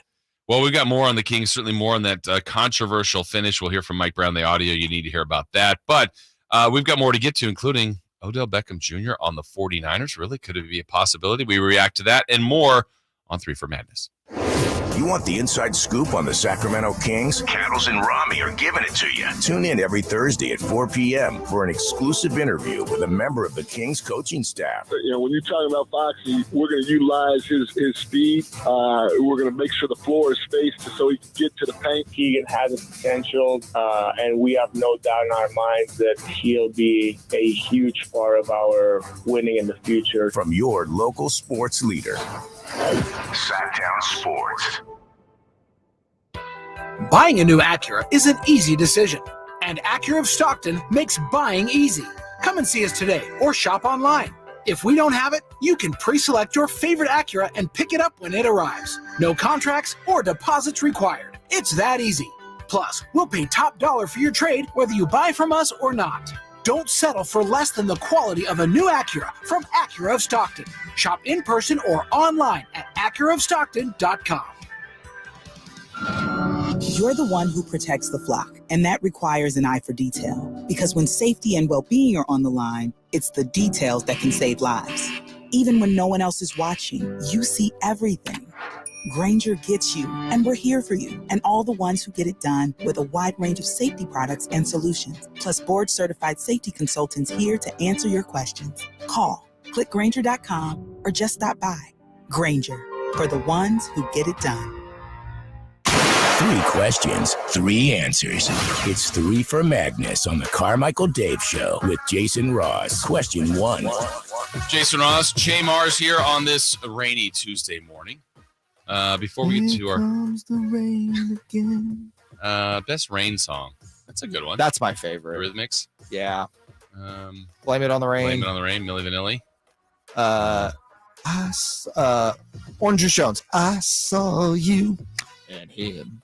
Dancing. Is it dancing or walking in the rain? Either one. I think it's I'm gonna say that if That's anything, a terrific song. I am wrong on the lyrics. The all Rain. The time. It's called The Rain. Orange Juice Jones. In my mind, it's dancing, but okay, it's I'm likely sure wrong. Walking. So many times especially if you ever see lyrics later, oh, that's what they say. Yeah, no, I've had this in my head for 30 years that this, was this song in this way, but I thought Billie Jean was Billie Queen when I was a kid, but that's okay. You're a kid. Yeah. Powerball numbers are out. Is that official, Jay? That is official according to our partners over at KCRA3. Everybody, if you got your tickets, I'll give them to you right let's now. See if we can end the show right now, Jay. All right. 10. Mike Bibby. 33. Somebody else. Brian Grant. 41. Trey Lyles, I think. 47. 56. And the Powerball number is, the red one, that is, 10. Wait, you can have duplicates? Apparently so. Oh. Not sure if I won. I don't remember my numbers. If you're a billionaire, call the show, 916-339-1140. We'd love to hear from you. And we'd love to share. Yes, please. Yeah, sharing is caring. Yes. I mean, really, honestly, can they just split it all up and give it out to the world? Yeah, a great idea. Let me just parse that out. Humanity. Yes. All right, what do we got on 3 for Max? Yeah, I'm guessing neither of us won, so let's get back to our day job. Rumors out there about the 49ers being interested in Odell Beckham Jr. Is this a good idea, Jason Ross? No, it's a great idea. Oh. I mean, why not? The rich get richer.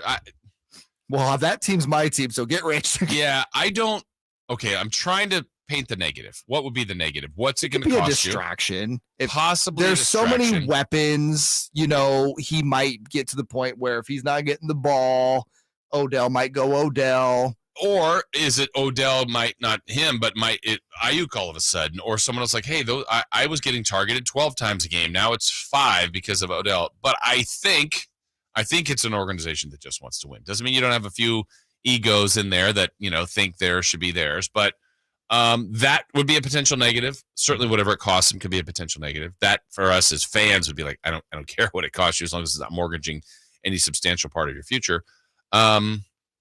Also, I like the fact that it would take away from Cowboys are rumored. A few other teams, I'm sure the Rams would like to get him back.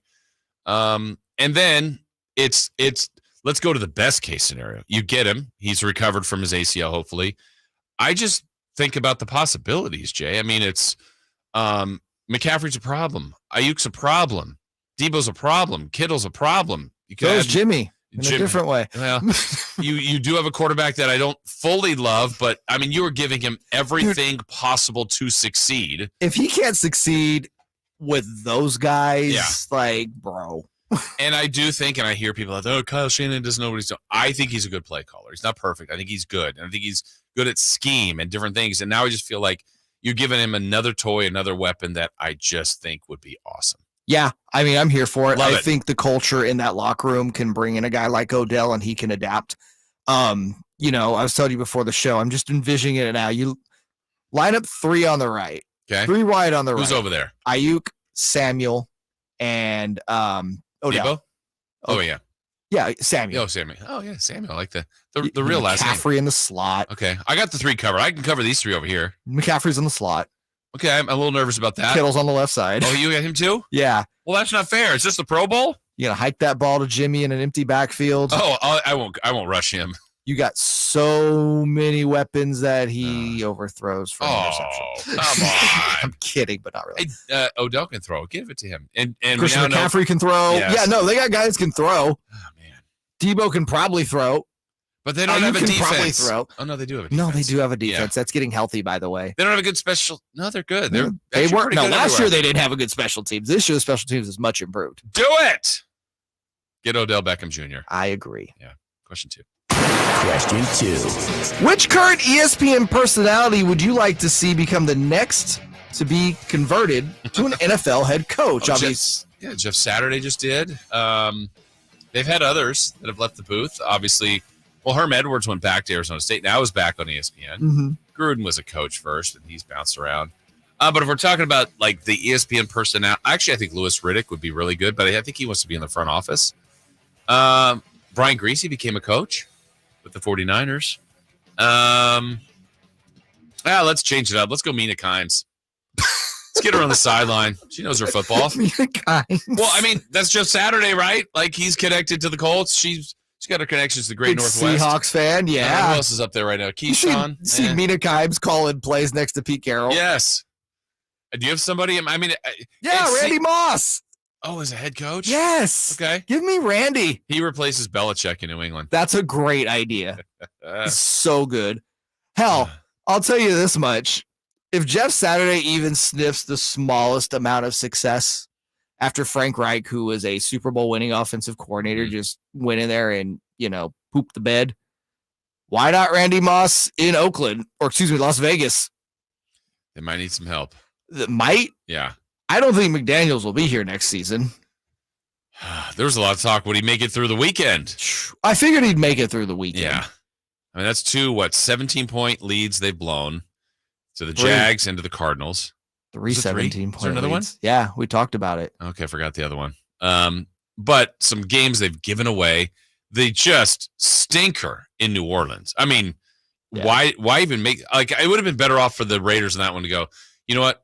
We're going to take the forfeit. We're not going to travel. We'll rest our guys. We'll get ready for our next game. And still probably would have lost in Jacksonville. And not get embarrassed like that. And that's your response after getting embarrassed. Like, you found Adams. He looked good. Dave did a thing yesterday where he played the post-game quotes from the Saints game and the post-game quotes from the Jags game and didn't say which one was which. You couldn't tell. You legit couldn't tell whether those quotes were after Jacksonville or after New Orleans. That's how, it is in Las Vegas right now. Man. Well, maybe bring them all in. Maybe they could have Stephen A. Stephen A. on the sidelines. Listen, I'll tell you this much. You want a coach that would get into the referee when he thought a call was missed? Yeah, he would. Stephen A. would be ejected from every game. He would. He'd get ejected every game. Yeah. All right, question. And it would be great TV. Yes, it would. Question 3. Question 3. How often have you played the Powerball during this historic stretch that has now come to an end? Well, did someone win? Probably. Oh, because if it didn't, it's still going. I think the Powerball, what did I hear yesterday? It hasn't hit since August, something like that. That's why it keeps growing. I would say it's more my wife, but I would say we're fairly regular to the lottery. I mean, It's not like, hey, it would be, hey, we're at the gas station getting, $9 million of gas. Let's see if we can win it back by spending $2 and hitting the Powerball here. What could be wrong in your strategy? Yeah. Yeah. I mean, it's not every drawing.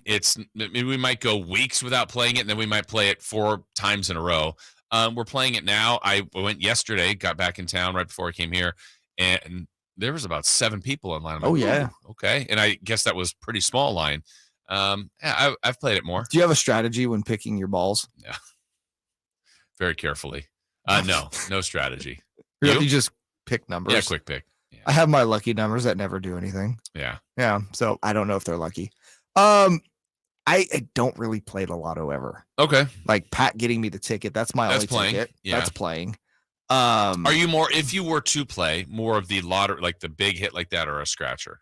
Scratcher for sure. Okay. Scratcher. Which is funny because those can be more expensive. Now there's more of an immediate, hey, I won or I lost. The scratcher is more for fun.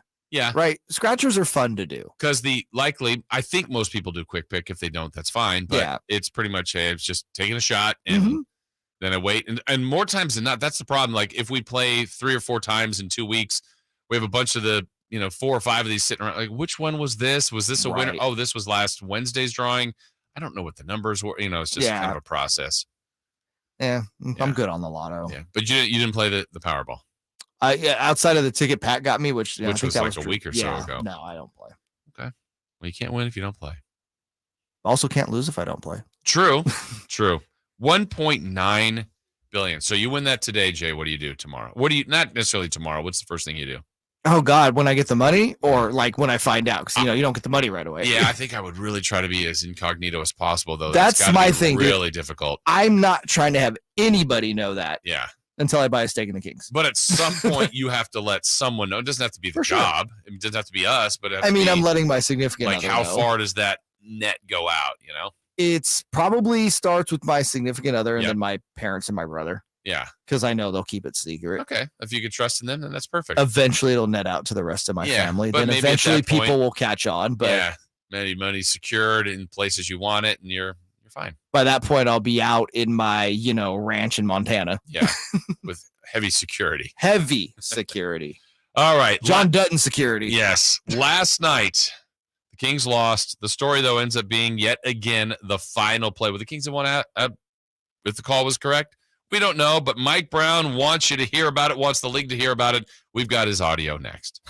Log on to Sactown Sports' YouTube channel following every Kings game this season for the Sactown Sports Kings Recap. Carmichael Dave, Nick Cattles, Rami Makloff, and Chris Watkins interact with you directly after every Kings game all season long. Subscribe now and get notifications by searching for Sactown Sports on YouTube. Kings get the victory, and the celebration continues on Sactown Sports, the flagship station of your Sacramento Kings.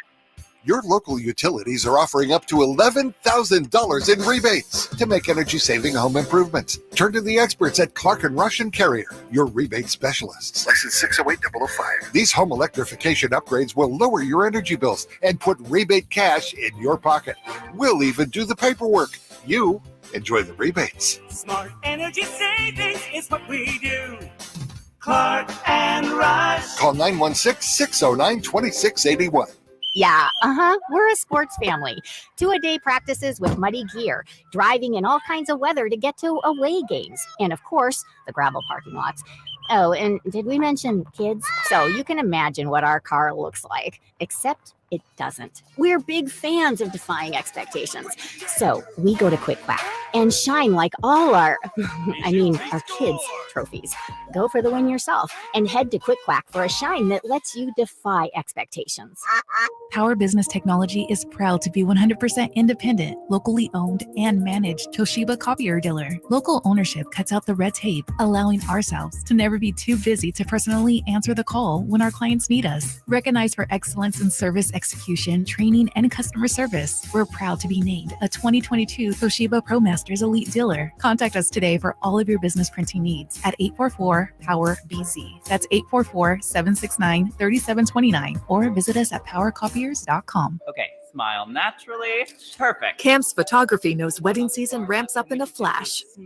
They need to say I do to a studio assistant before clients go full bridezilla. I'm so sorry. I have to get a different lens. I'll be right back. Indeed can help them hire great people fast. I need Indeed. Indeed you do. We instantly connect you with quality candidates whose resumes on Indeed match your job description. Visit Indeed.com/credit and get $75 towards your first sponsored job. Terms and conditions apply. It's a new day because COVID vaccines just got a big update. So all the big stuff coming up this fall, well, now you can say, you bet I'll be there. Because updated COVID vaccines protect against both the original COVID virus and Omicron. And everyone 5 and older can get one. So this is a moment we've all been waiting for. Find updated COVID vaccines at vaccines.gov. We can do this.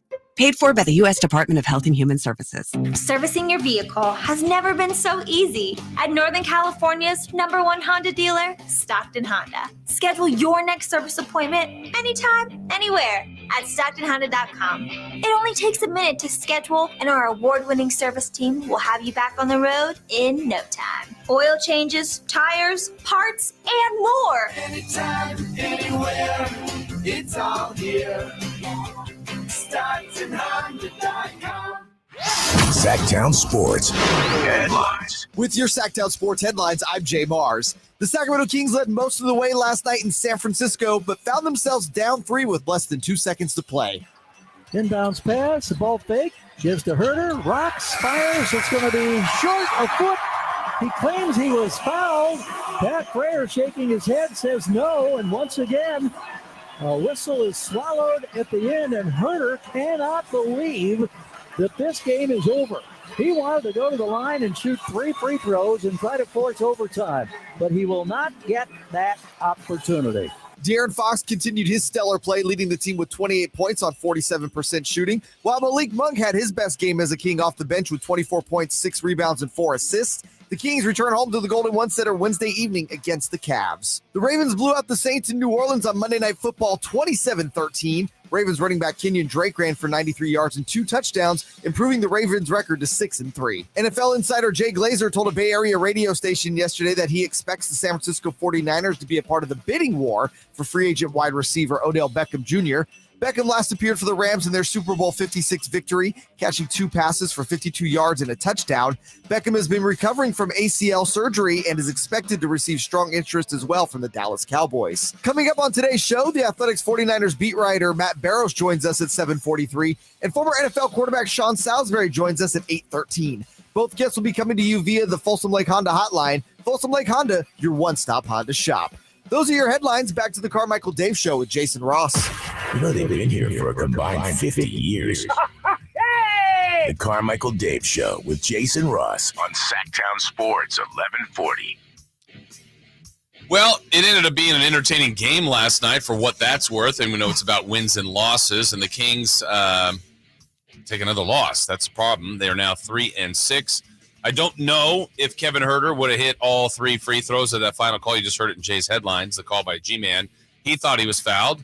Saw it live. It wasn't certain. The second you see any replay, it certainly looks like one. And it's not one of those where, okay, let me stop the video, rewind, look again. Oh, on this, there it is. It was pretty obvious. It was obvious from the first replay, which, by the way, that replay is the same angle the official had, and the official was much closer than the camera. Yeah, and, I was talking about this last night, even on the post game. Like, it's also, I use the line a lot, like, oh, I thought it was or wasn't live when I see it, but it's also not, that's not my job. Right. I'm not there to, that's what they're paid to do, to get it right as much as they can. Look, there is error, but I also think, is that a situation where, no, it's a close game, I don't want to impact the game? And, again, would Huerter have made all 3? I don't know. I think he would have, but wasn't in that situation. And maybe the Kings lose by 17 in overtime. Maybe they win. I don't know.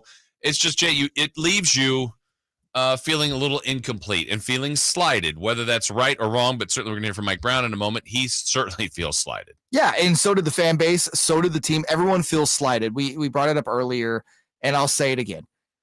You never want to blame the officials for a loss. But more importantly, in a win or a loss for either team, the officials shouldn't be the story. Right. And when the officials are a story, it's a problem.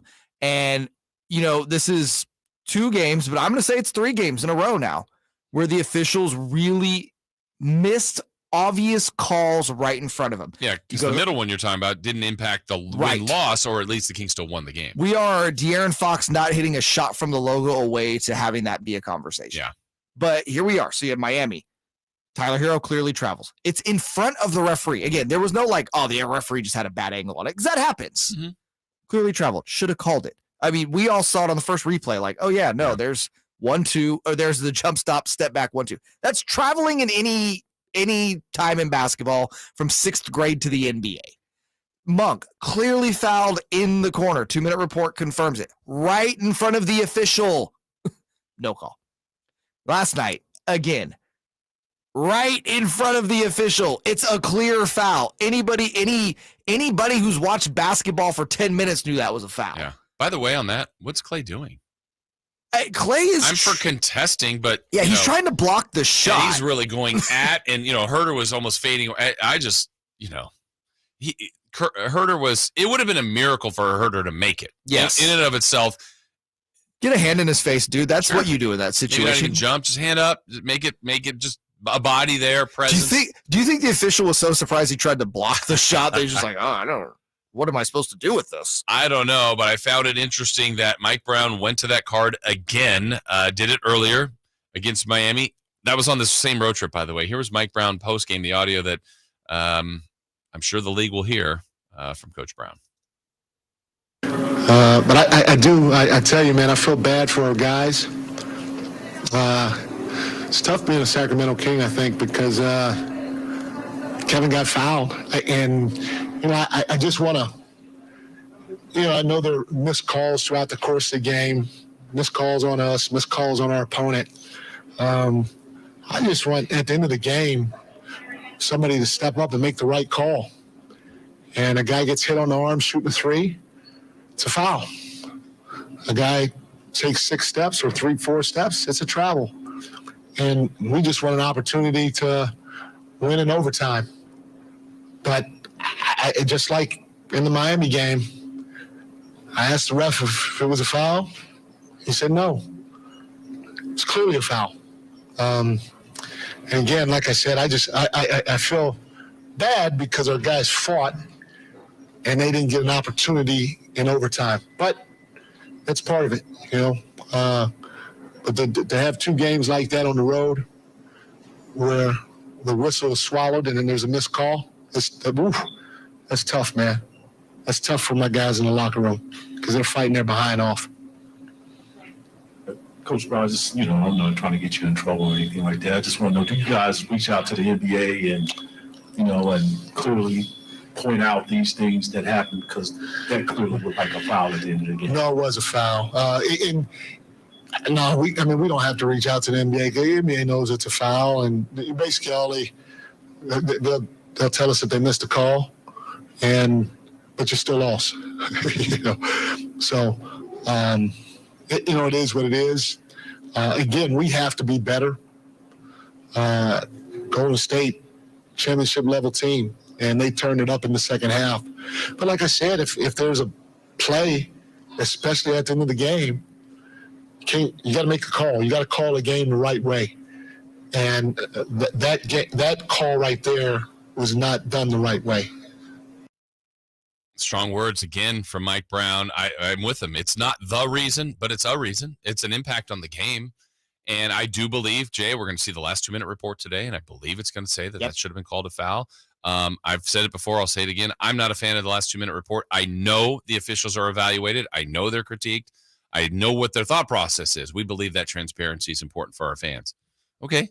You're going to confirm it likely today that if they don't say it's a foul, we'll question it, but I think they will. I mean, they're trying to be as honest with that, and that'll be confirmed that Pat Frayer, who's the one right in front of it, who has been a good official, is around, gets a lot of playoff assignments.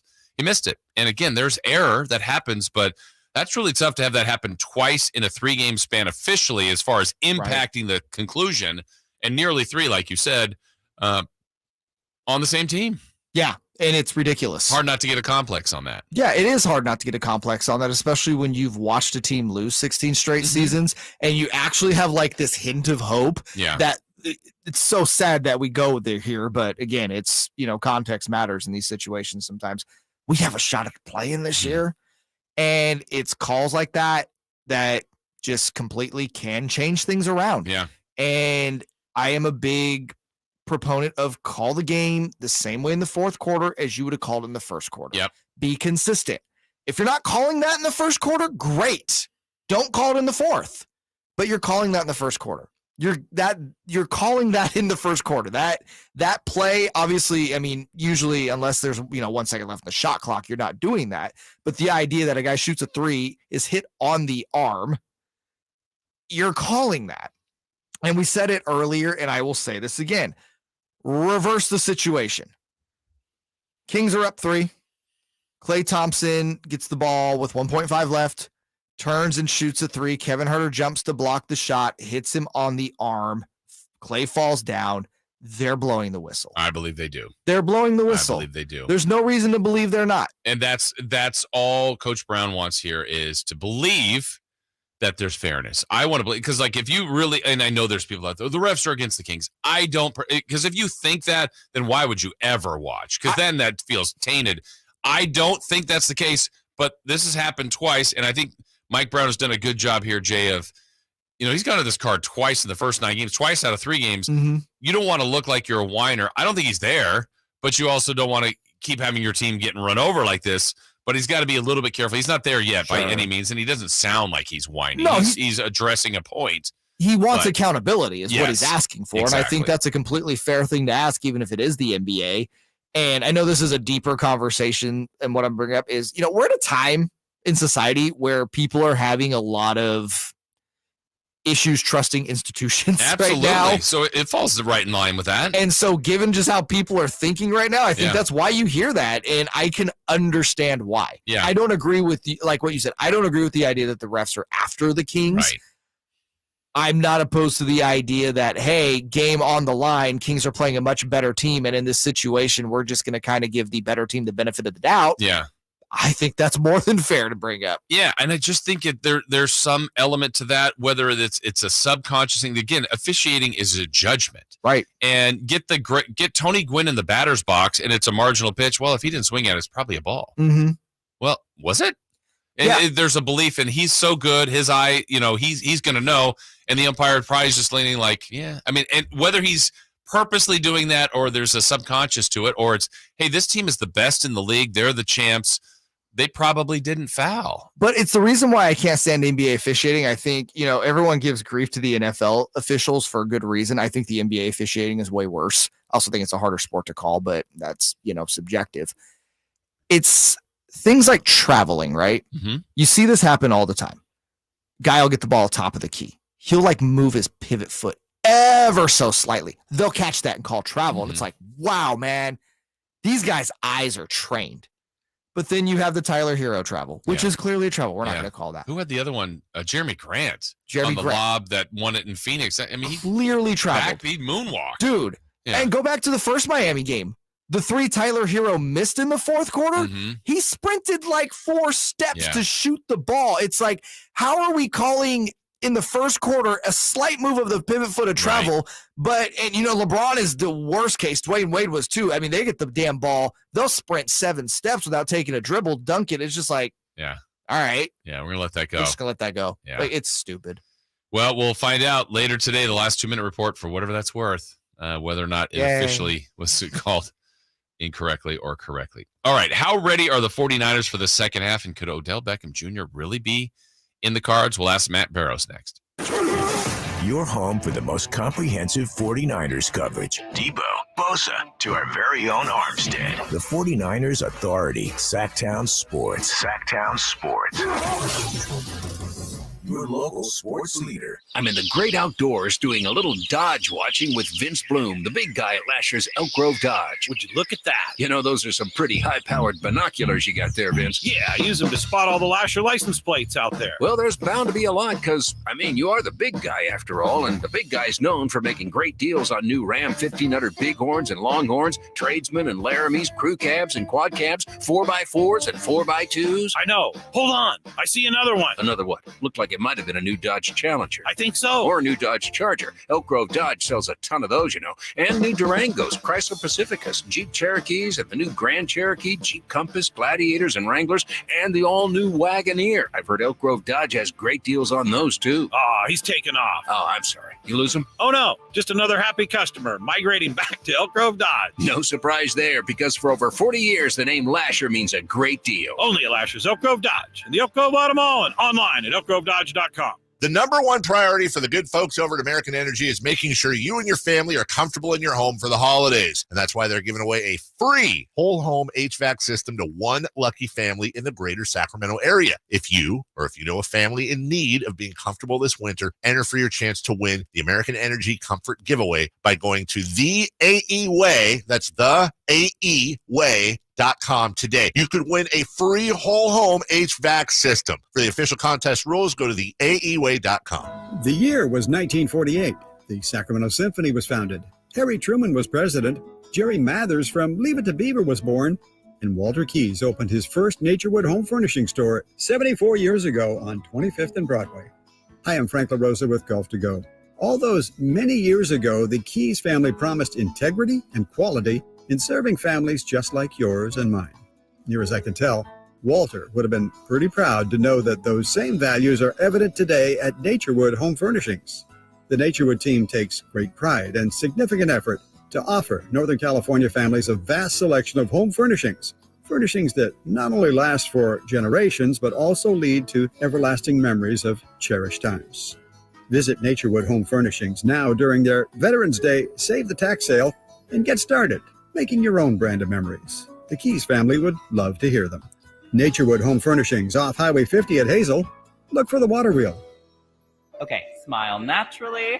Perfect. Cam's Photography knows wedding season ramps up in a flash. Smidge closer. They need to say I do to a studio assistant before clients go full bridezilla. I'm so sorry. I have to get a different lens. I'll be right back. Indeed can help them hire great people fast. I need Indeed. Indeed you do.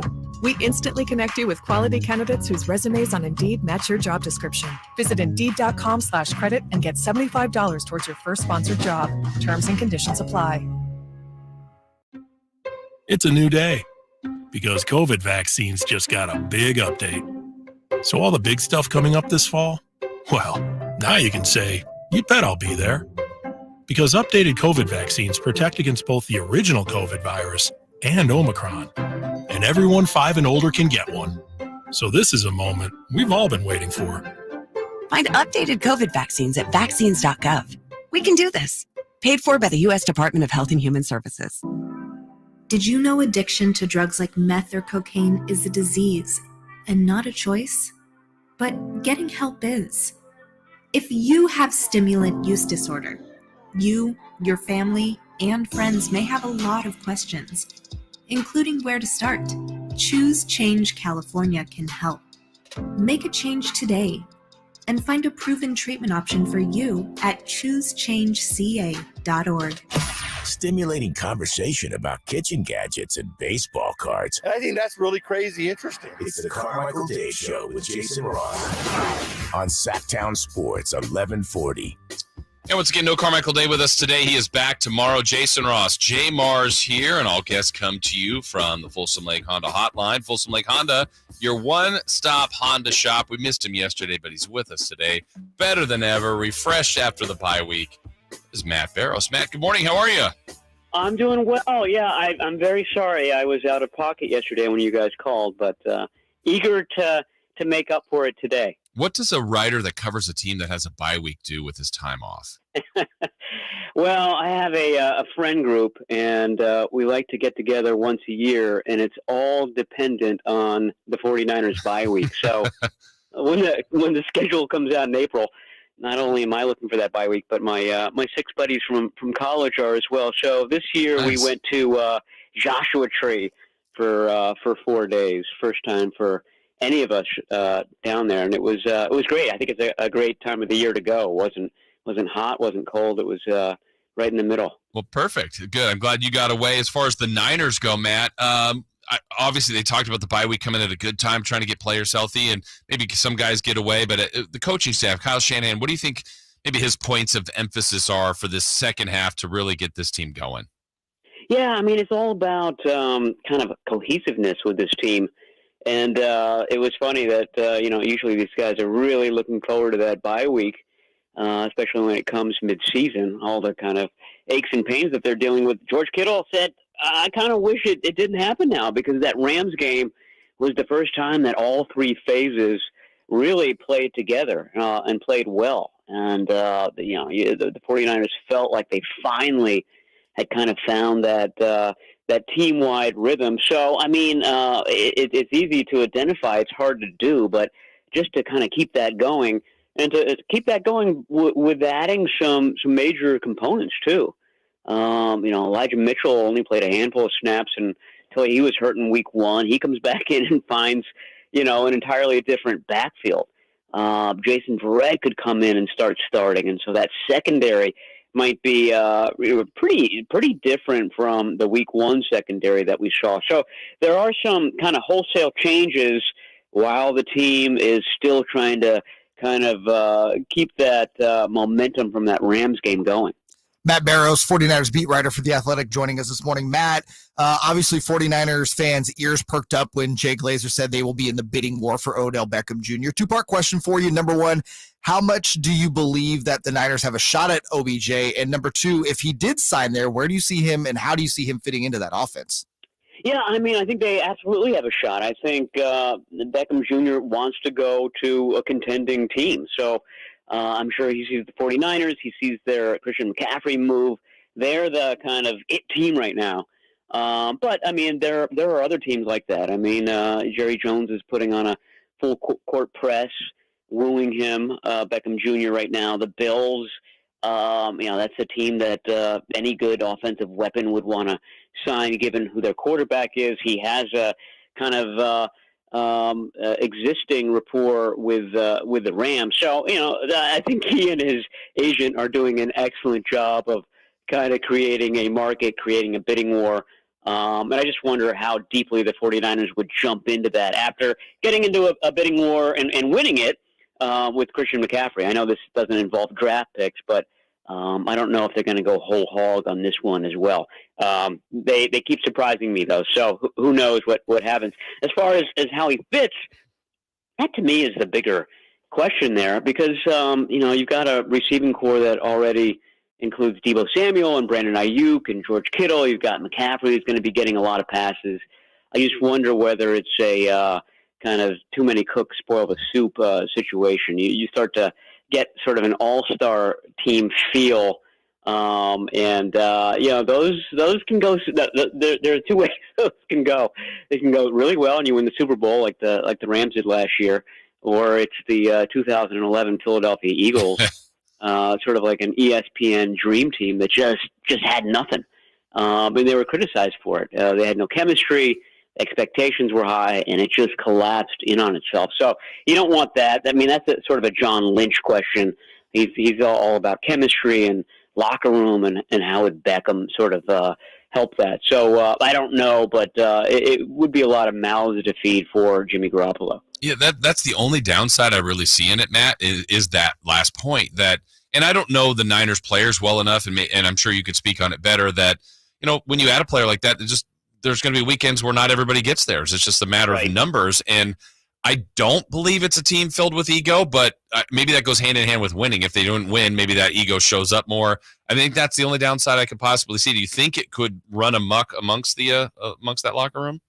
Well, I mean, that's what the 49ers take pride in, is their locker room and the camaraderie and the selflessness and all that. And Shanahan said he's only heard good things about Odell Beckham, but these are wide receivers. I mean, these guys, they're built to want the ball. You can't exist as a wide receiver without that ego part of you. And I know that Deebo Samuel has it, and Brandon Ayuk has it as well. So again, Jimmy Garoppolo can be hot and cold.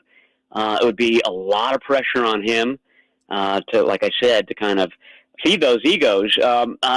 I think that they could coexist, but to me, it is a question mark for sure. I mean, last year this team just leaned so heavily on Deebo Samuel, and he rose to the occasion every time.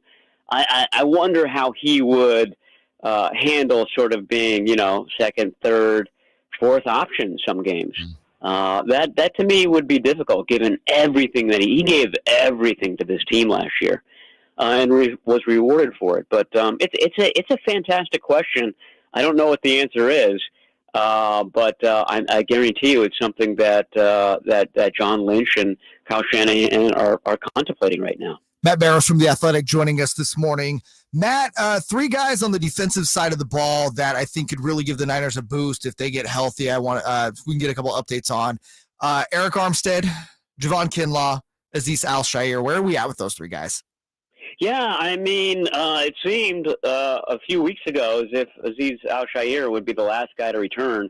He had that MCL injury early in the season, but he's been ahead of schedule the whole time, and he could be back this week.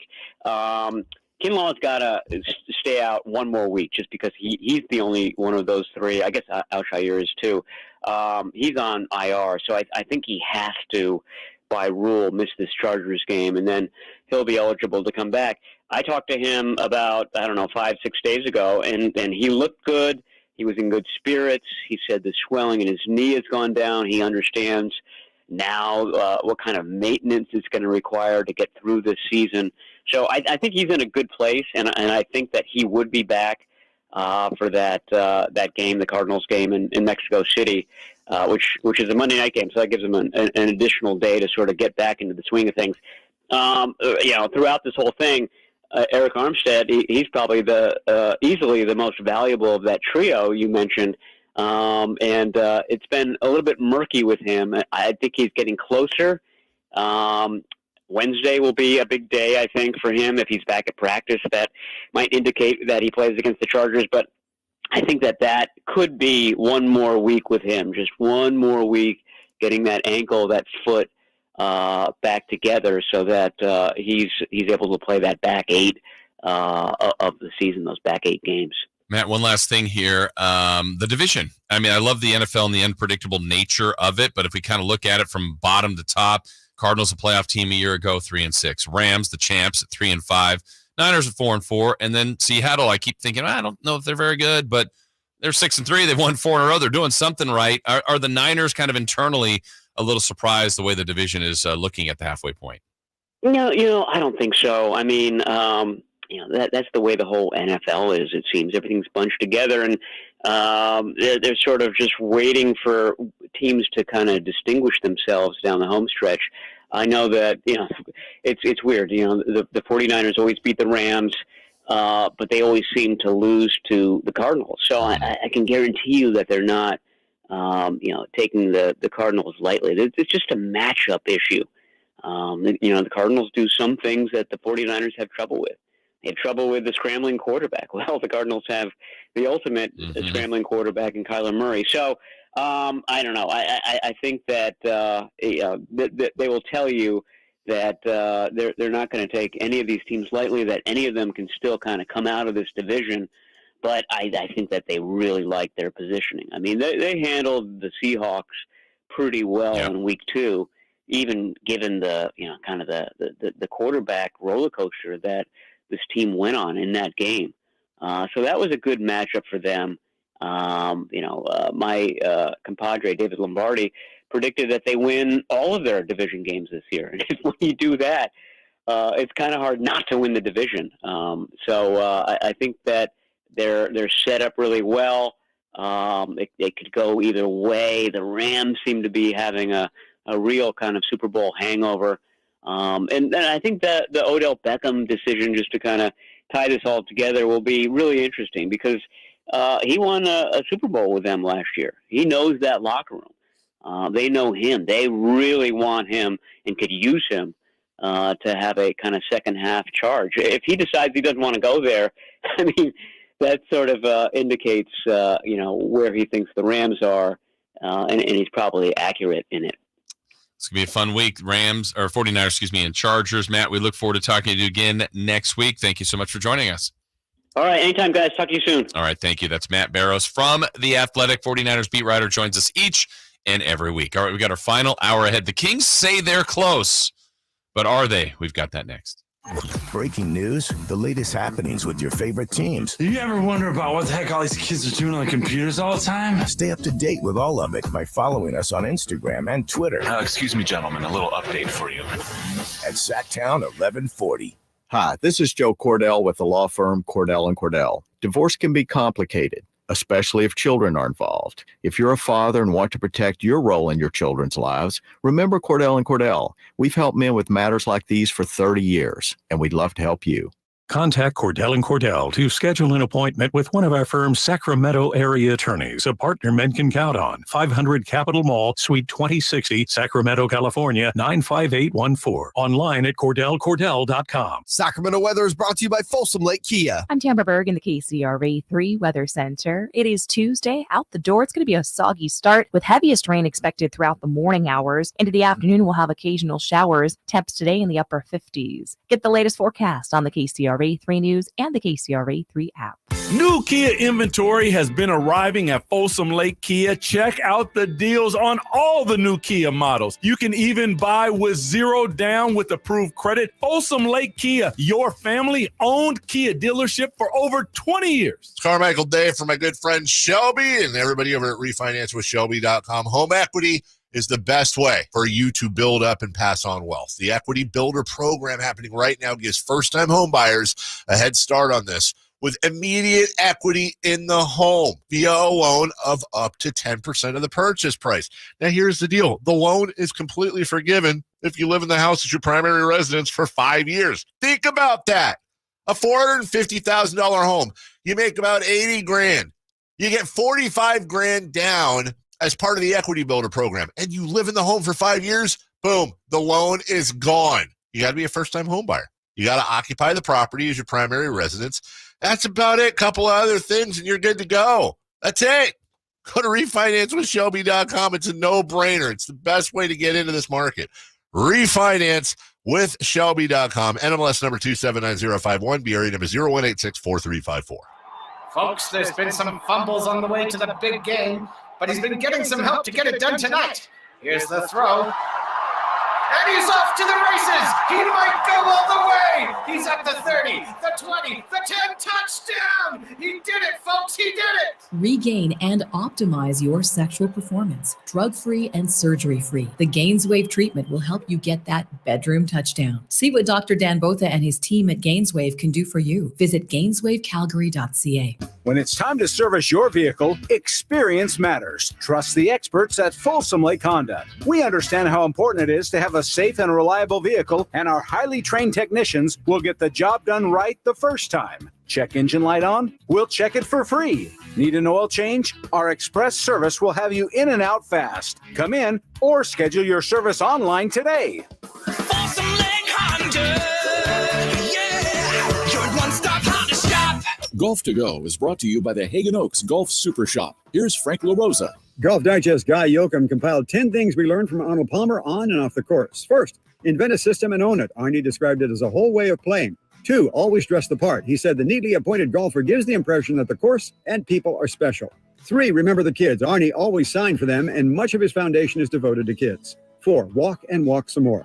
5, a good grip comes first. Arnold was given the grip at age 3 by his dad, who said, don't ever change it. 6, hit the ball hard. 7, it's all about the driver. When I drove the ball well, he said, I was usually tough to beat because my game flowed off that. 8, accept the mysteries of the game. Sometimes you lose your game, he said, and there isn't much you can do about it. 9, imitate your heroes. Byron Nelson was Arnie's role model, and all these years later, Palmer has been an inspiration to many.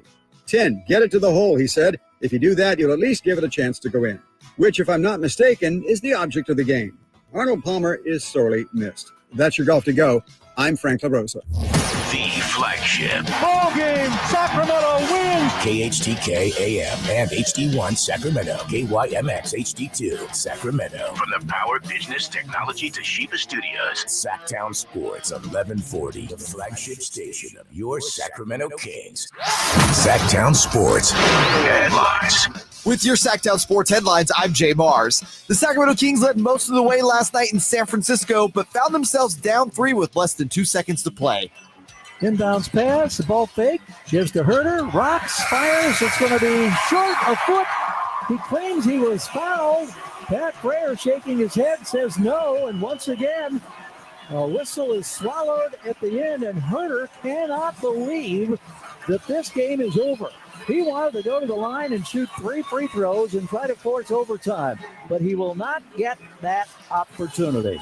De'Aaron Fox continued his stellar play, leading the team with 28 points on 47% shooting, while Malik Monk had his best game as a King off the bench with 24 points, 6 rebounds, and 4 assists. The Kings return home to the Golden One Center Wednesday evening against the Cavs. The Ravens blew out the Saints in New Orleans on Monday Night Football 27-13. Ravens running back Kenyon Drake ran for 93 yards and 2 touchdowns, improving the Ravens' record to 6-3. NFL insider Jay Glazer told a Bay Area radio station yesterday that he expects the San Francisco 49ers to be a part of the bidding war for free agent wide receiver Odell Beckham Jr. Beckham last appeared for the Rams in their Super Bowl 56 victory, catching 2 passes for 52 yards and a touchdown. Beckham has been recovering from ACL surgery and is expected to receive strong interest as well from the Dallas Cowboys. Those are your headlines. Back to the Carmichael Dave Show with Jason Ross. It's the Carmichael Dave Show. He's on the microphone. When he's not on the microphone, he's playing a song. And when he's not playing a song, he's on the microphone. And then boom. With Jason Ross. Jay, hey, my headset's Text or call the show at 916-339-1140. It's the Carmichael Dave Show with Jason Ross on Sactown Sports 1140. No Carmichael Dave with us today. He will be back tomorrow. Jason Ross, Jay Mars, our thanks to Matt Barrows. So come next segment, we'll visit with Sean Salisbury. We spent a lot of time earlier in the show talking about the Kings and the unfortunate nature of the way the game ended yesterday. The frustrations by Mike Brown being upset with the final call, non-call basically on Kevin Herter, who was attempting to shoot a 3 to tie it. Looked like a foul to me, looked like a foul to Coach. He was very adamant about it. And we'll find out in the last 2-minute report whether or not Klay Thompson officially did foul Kevin Herter. And if they say he did, Kevin Herter will go back and he'll shoot the 3 free throws, and we'll then resume the game, right? Correct. That's how that works out. And I think the NBA has done a great job of implementing that 2-minute rule and going back and playing the last 2 minutes. And then starting, where all these transactions happen. Yes. So awesome. The other part is fans, you have to sit in the same spot. Yep. When you get back in the arena, everybody that was watching the game has to watch it in the same spot, listen to the game. My favorite thing the NBA does here is they give out those, hey, excuse so-and-so from work or school things to really give. Nice touch. Yeah, it's super cool. Yeah. So it takes a little time to get that, but Now, that'll be what happened. They'll have the last minute, 2-minute report.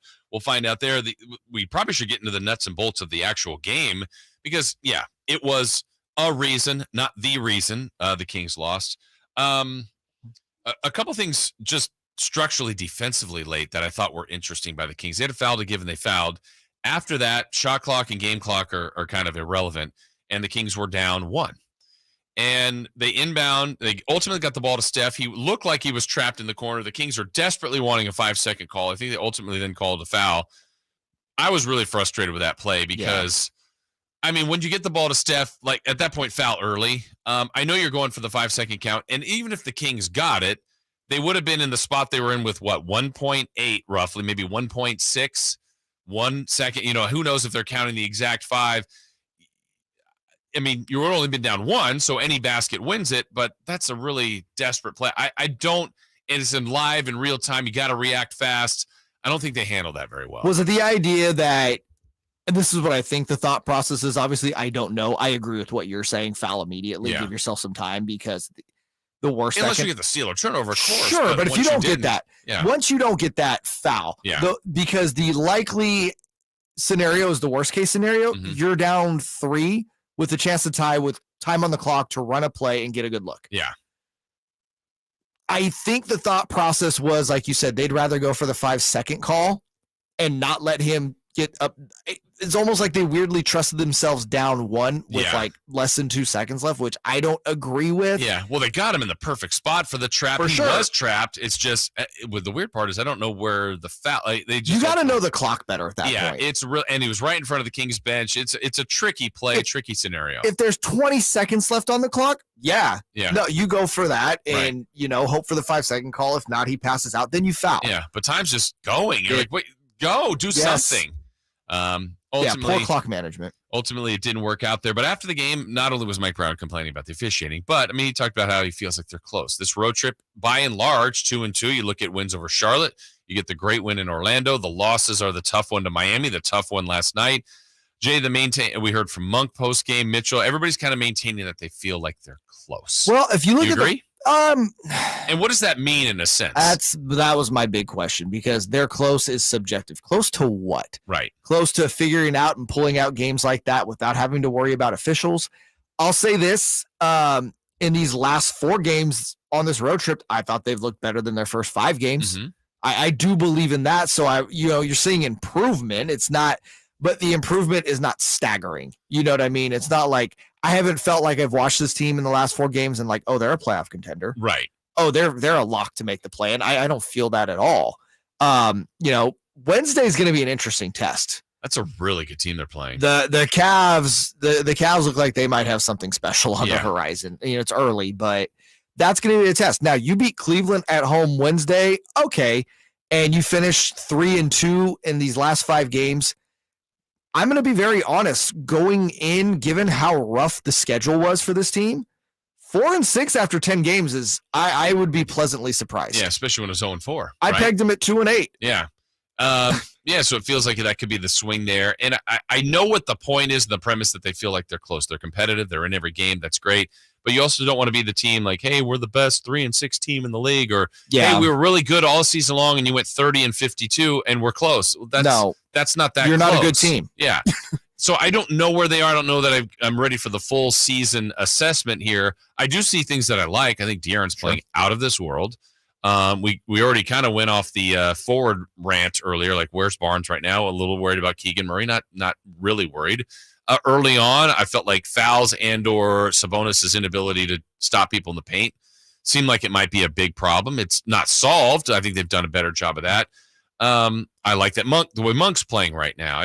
I think they've got some building blocks here, but you can't just keep playing close games and saying we're there, because you're not unless you start to develop it. So, again, no full season assessment here. I like a lot of the things they do coming in. I did personally think, Jay, they were walking into a terrible scenario last night. The Warriors had lost 5 straight, which obviously they're not right. I mean, Steph Curry dragged that team through the game. I mean, he saved the day, and he put up 47 spot to beat the Kings. Yeah, he has that ability. I felt like they were the team scrambling. They're down 12 at half, and they went away. They're the champs. They go, you know what? We're not starting Kevon Looney in the second half. We're going to go to Jordan Poole. they had to adjust to the Kings, which that's growth, that's progress, but that adjustment reeled the Kings in. Ultimately, at the end, they passed the Kings. But losing that many in the last game that the Warriors played, they benched all their guys basically and had them rest. I thought the Kings were walking into a really difficult situation, and they handled a couple of those Warrior runs during the game very well. So I think there's some building block pieces here, but there's got to be a 5-game win streak, a 4 of 6, hey, they've won 8 of 12 kind of scenario. 6 of 10 even. Yeah, something like that. Something that where you're winning more games than losing, right? And it validates all that close talk. When it comes to the improvement I saw, I think the biggest thing for me was Mike Brown figuring out the bench rotation for the most part, at least for 8 guys. I feel like he kind of has a starter set. And then I thought Malik Monk was really good on the road trip. Yes. And if you can get, somewhere in the range of his Orlando game and this game from a production standpoint, that's really good. I think Trey Lyles has cemented himself as the best big off the bench. He's a stretch 4.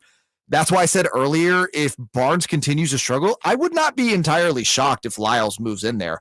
I prefer him off the bench. I think that's his ideal role. But when you're Mike Brown, you got to play your best 5 at that point.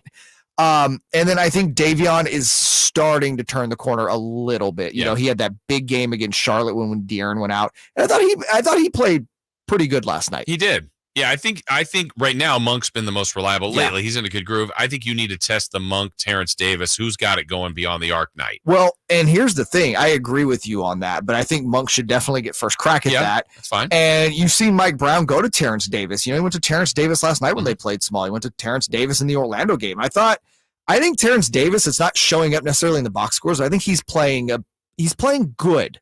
He's playing well. My big thing that also sticks out, though, and this goes back to the bench and the Kings' overall problem is outside of Sabonis, there's no reliable big. Yes. Trey Lyles is, again, a stretch 4, so you could count him there.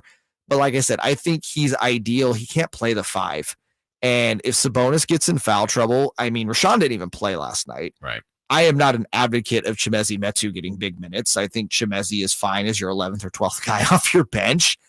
But they need to, we talked about this yesterday, me and Dave, they need to address the starting 4 backup big position. And when you look at the Kings over the last several years, what's the big thing that stuck out with them in what has been a big issue? It's length. Yeah. At all positions. And it got really exposed against Orlando. And if Rashawn Holmes can't give you anything off the bench, that's scary.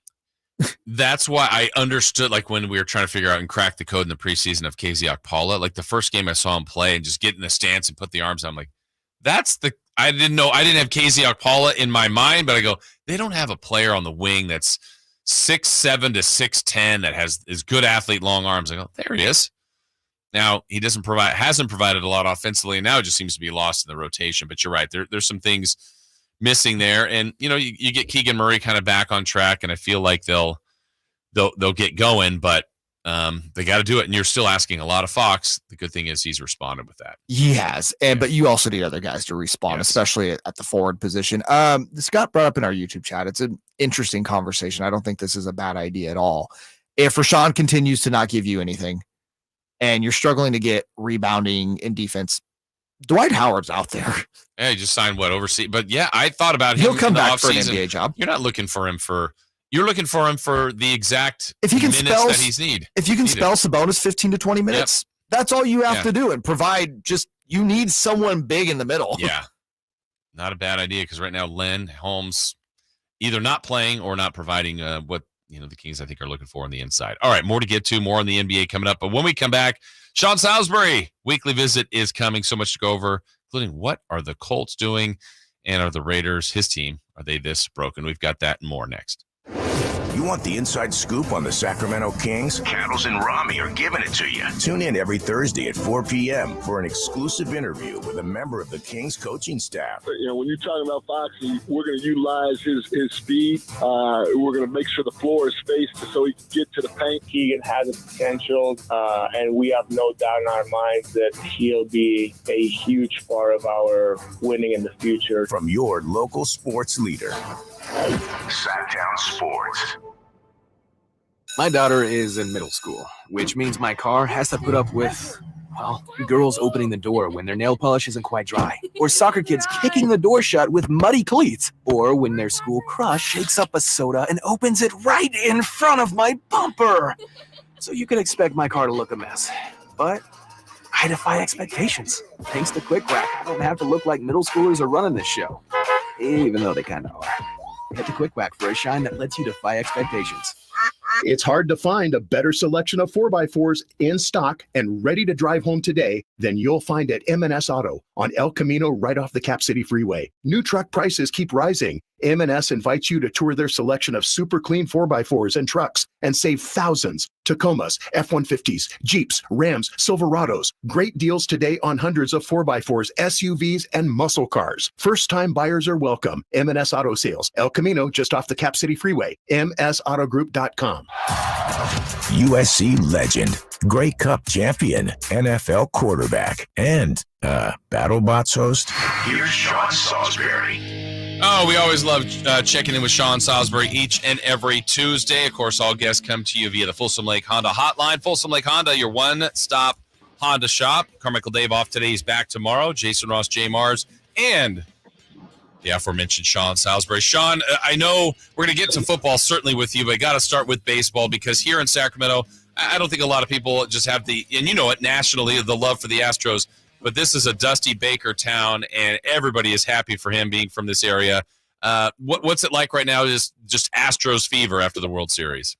Yeah, I think that. I mean, most was rooting for Dusty Baker, and I also know that. I mean, he's the Andy Reid of baseball. Both Hall of Famers before they got their ring, everybody loves him and roots for him. And now Dusty got his. He's a friend. I've been fortunate to text back and forth through this, and then. When he gets it, he just is as humble and a good guy going into it as he is coming out of it. And I know he's a local there, and you guys love him, but we love him here too. And the rumor is, or the word is, that he's agreed. Basically, he and James clicked the new contracts, so he will be coming back, nice. According to some reporters, and Jim Crane bringing him back, which is the only answer because I think he's one of the three best managers in baseball. The fever here is they expected to be here, and I think once they got in, they expected to win. Not only the players, but the fans, but. They're not talking football. Here we are on Tuesday, and we haven't had a football call in about 3 weeks for the most part. Wow. So it's all baseball. This is an Astros town, and they're already talking about who we got to sign in the offseason, who we going to keep, and Justin Verlander's new deal and Dusty Baker as opposed to, what's going on in the football season. And so, yeah, it is at a high pitch. They love their Astros, and I couldn't be happier that Dusty Baker's coming back. I love him, and I'm so proud of him and what he's accomplished. He deserved this. You know, Sean, I would imagine, though, there's a lot of sports talk radio in Indianapolis getting football calls with what happened yesterday. Kind of give us your take on the whole situation there with Frank Reich out and Jeff Saturday in. I love Jeff. I think that Jeff is a really, really smart football guy, a great leader, was a hell of a player. You watch him on TV, you can tell he's got that leadership that people are engaged with and that like him. But this is no knock on Jeff Saturday, and I hope he succeeds at it. I mean, I think another name that's just walked off a high school football field in a great playing career and is killing it at Jackson State, Deion Sanders. Some people had the same questions. Well, and Deion's got so much substance, and the kids love him. NFL's different than college. Listen, it's a slap in the face to the profession, and I don't mean any. This has nothing to do with Jeff because it's a friendship thing and obviously a trust thing that Irsay has for Jeff Saturday, and it may work, but I think about the coaches in the building. I think about the profession that guys have grinded for 30 and 40 years, waiting for an interim opportunity to coach them up. Jeff doesn't need to worry about the task. He needs to gain the trust of his coaching staff and the players in the first meetings immediately so they have buy-in. Trust is the most important thing that those players are going to be looking for. And then you got to trust your coaches to put in the right game plan, and then you got to lead. We're no longer in a command and control leadership world. We're in an inspire and trust. Those guys want to know you have their back. It's going to be a tough task for Jeff because they're not very good, but I think it's a slap in the face to the profession for guys who spent their whole life grinding and will never even get an interim opportunity as a head coach. But I'm happy for Jeff. We'll see how it works. And this is obviously a relationship hire. This isn't a hire because you think it's the most qualified guy for the job. I agree with that, Sean, 100%. I'm thinking about you in that same situation. Obviously, you've played it. You know the game. Jeff knows the game. But if you're asked today by the Houston Texans to coach this Sunday, could you do it? Of course. But it's that leadership. It's building a trust when you've had camp, you've had years, you've had relationships. I think that's the biggest ask right now of Jeff Saturday, to go in there and try to turn a team around in such a short amount of time. Yeah, and guys that have been in the business a long time couldn't do it. And they've struggled at the end of last year and this year. And a guy who's been to the Super Bowl, and Frank Reich. I mean, let's be real. Yeah, if the Texans called me up and said, Sean, you want to coach? I'd say, sure. I'd go take the job, and people say you're not qualified. I'm qualified X's and O's wise to know football, and I like to think, being in my 50s and been around it, I know leadership. But applying it, of course I'd be in over my head to start and swimming like, damn, I need to lean on assistant coaches. That's the key, because they're going to be sitting in the meeting with him thinking, how'd this guy get this job? I respect him as a football guy, but 4 days ago he was smashing helmets on TV talking on Get Up. So that, I mean, and Jeff, so to earn that and to go in and look at the guys, you got to make sure you let them know, I trust you. I understand. You got to address the elephant in the room, which is, how'd you get this gig? And then trust your coaches to go teach and coach. But you have to. Of course, we all think we can do it, but there's damn right there's far more qualified than me. Guys have been grinding, looking at tape hour after hour after hour, year after year for 30 years that deserve it more. But it's a relationship business, and Jim Irsay, who beats to a different drum, seems to trust Jeff Saturday. But rarely do we keep an interim coach long term. We'll see if it works for Jeff. It's not Jeff's fault. Hell, he's got an opportunity that we all killed for, and that those guys who've been trying to get that opportunity. That's the thing. It's not a slap in the face to any one person.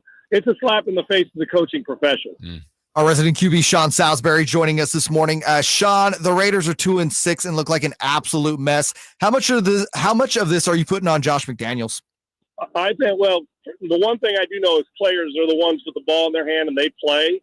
But you got to be given you can't be given the keys to a car that doesn't start, right? I mean, meaning you got to prepare them right. It doesn't seem to me like they're being put in the right position. I feel like I feel from a distance like it looks like they're, and this may not be right, but it feels like they're ill prepared or there's no buy-in. It's weird. That we go right back to trust, inspire, and buy-in. Do the players trust McDaniels? Does McDaniels trust his staff? Is it a building filled with, I don't want to say content, but everybody's on the same page heading towards the same direction with that light at the end of the tunnel? I'm not sure what that light is this year. I think they're done this year. I do. And so, yes, when you're the leader of a franchise, and we know he knows X's and O's, but you took on calling the plays, running an organization, being the head coach. And when you take on all that, you better be prepared for it or you're going to get criticized. I'm just finding it hard to believe that this team offensively, for an offensive guru, got worse. They have gotten worse from last year, and they've added Devontae Adams.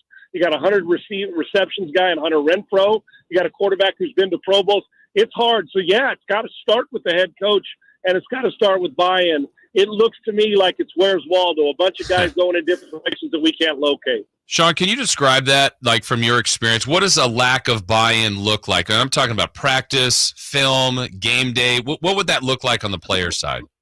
Well, clicks, murmuring, where, you got 3 guys over here saying this should be done, 3 guys over here, 5 guys over here, not against each other, but why aren't we doing this? I should be playing. They're not playing. What does he know? He didn't have success here. What's going on? We were not adjusted right. It's all the things that happen that winning remedies until you start losing again. But when you're losing, and then all of a sudden the jump off sides means you jumped off sides 3 times. We heighten it. It becomes hypersensitive. And then you start questioning the guy standing next to you. Well, why isn't he doing his job? Why isn't Devontae getting? What it looks like is a team that comes to work because they have to, not because they want to. And I got news for you. The grind is too difficult to come and to come to work and say, oh, we got to go through this. It also would look like guys falling asleep in a meeting room, not being held accountable. It just feels like a whole bunch of guys going in different directions. And I'm not sure if Josh hasn't gone in the right direction. I don't know. But the win-loss record tells us, and it doesn't seem like there's a whole lot of response. It could be the player. It could be the coach. And it appears to me it's both right now. Sean, last thing for you. It looks like there's a bidding war out there for the services of Odell Beckham Jr. You hear the Niners rumored, the Cowboys, the Bills. In your opinion, where can OBJ go where he'll have the most impact? Wow, that's a hell of a question. If you're a team that's loaded with weapons, add another one.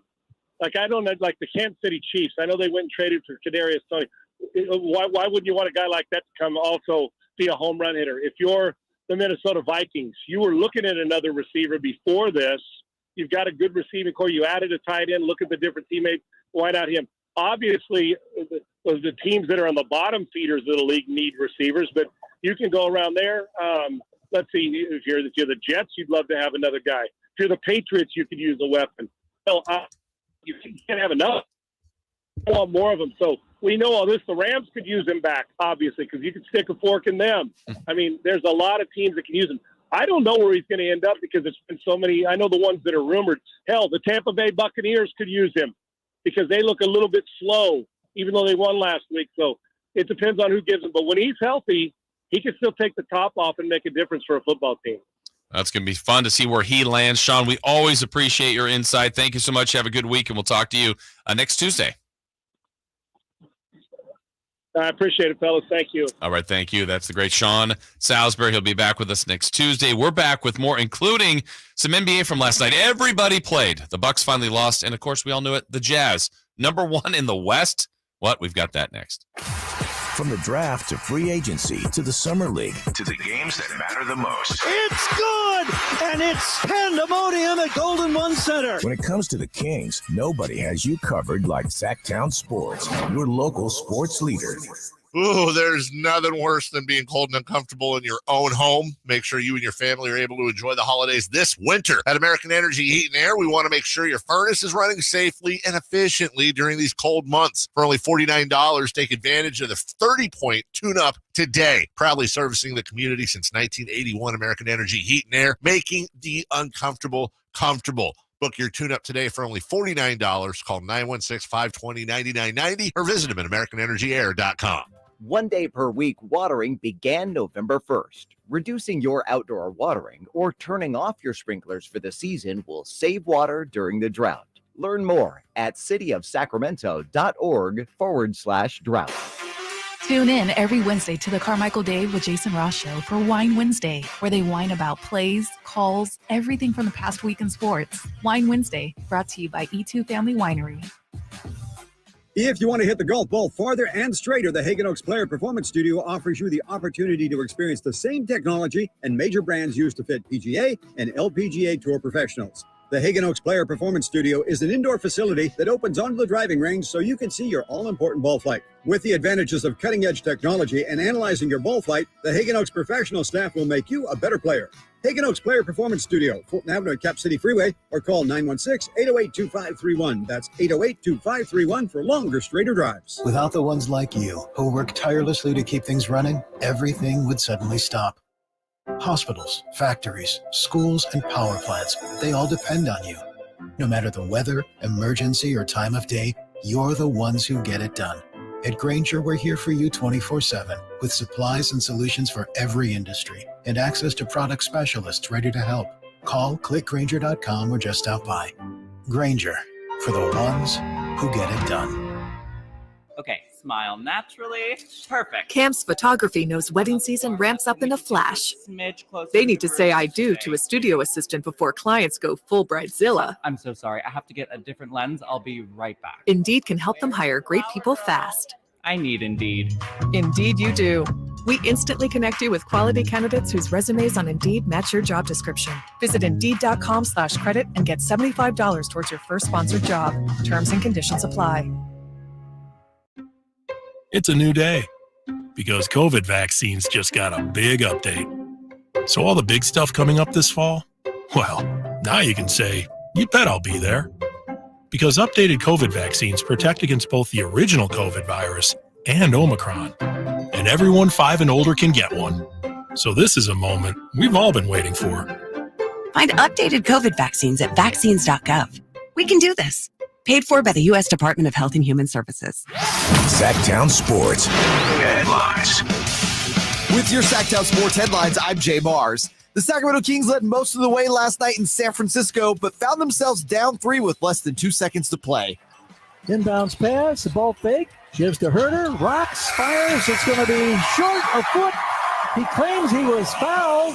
Pat Frere shaking his head says no, and once again, a whistle is swallowed at the end, and Herter cannot believe that this game is over.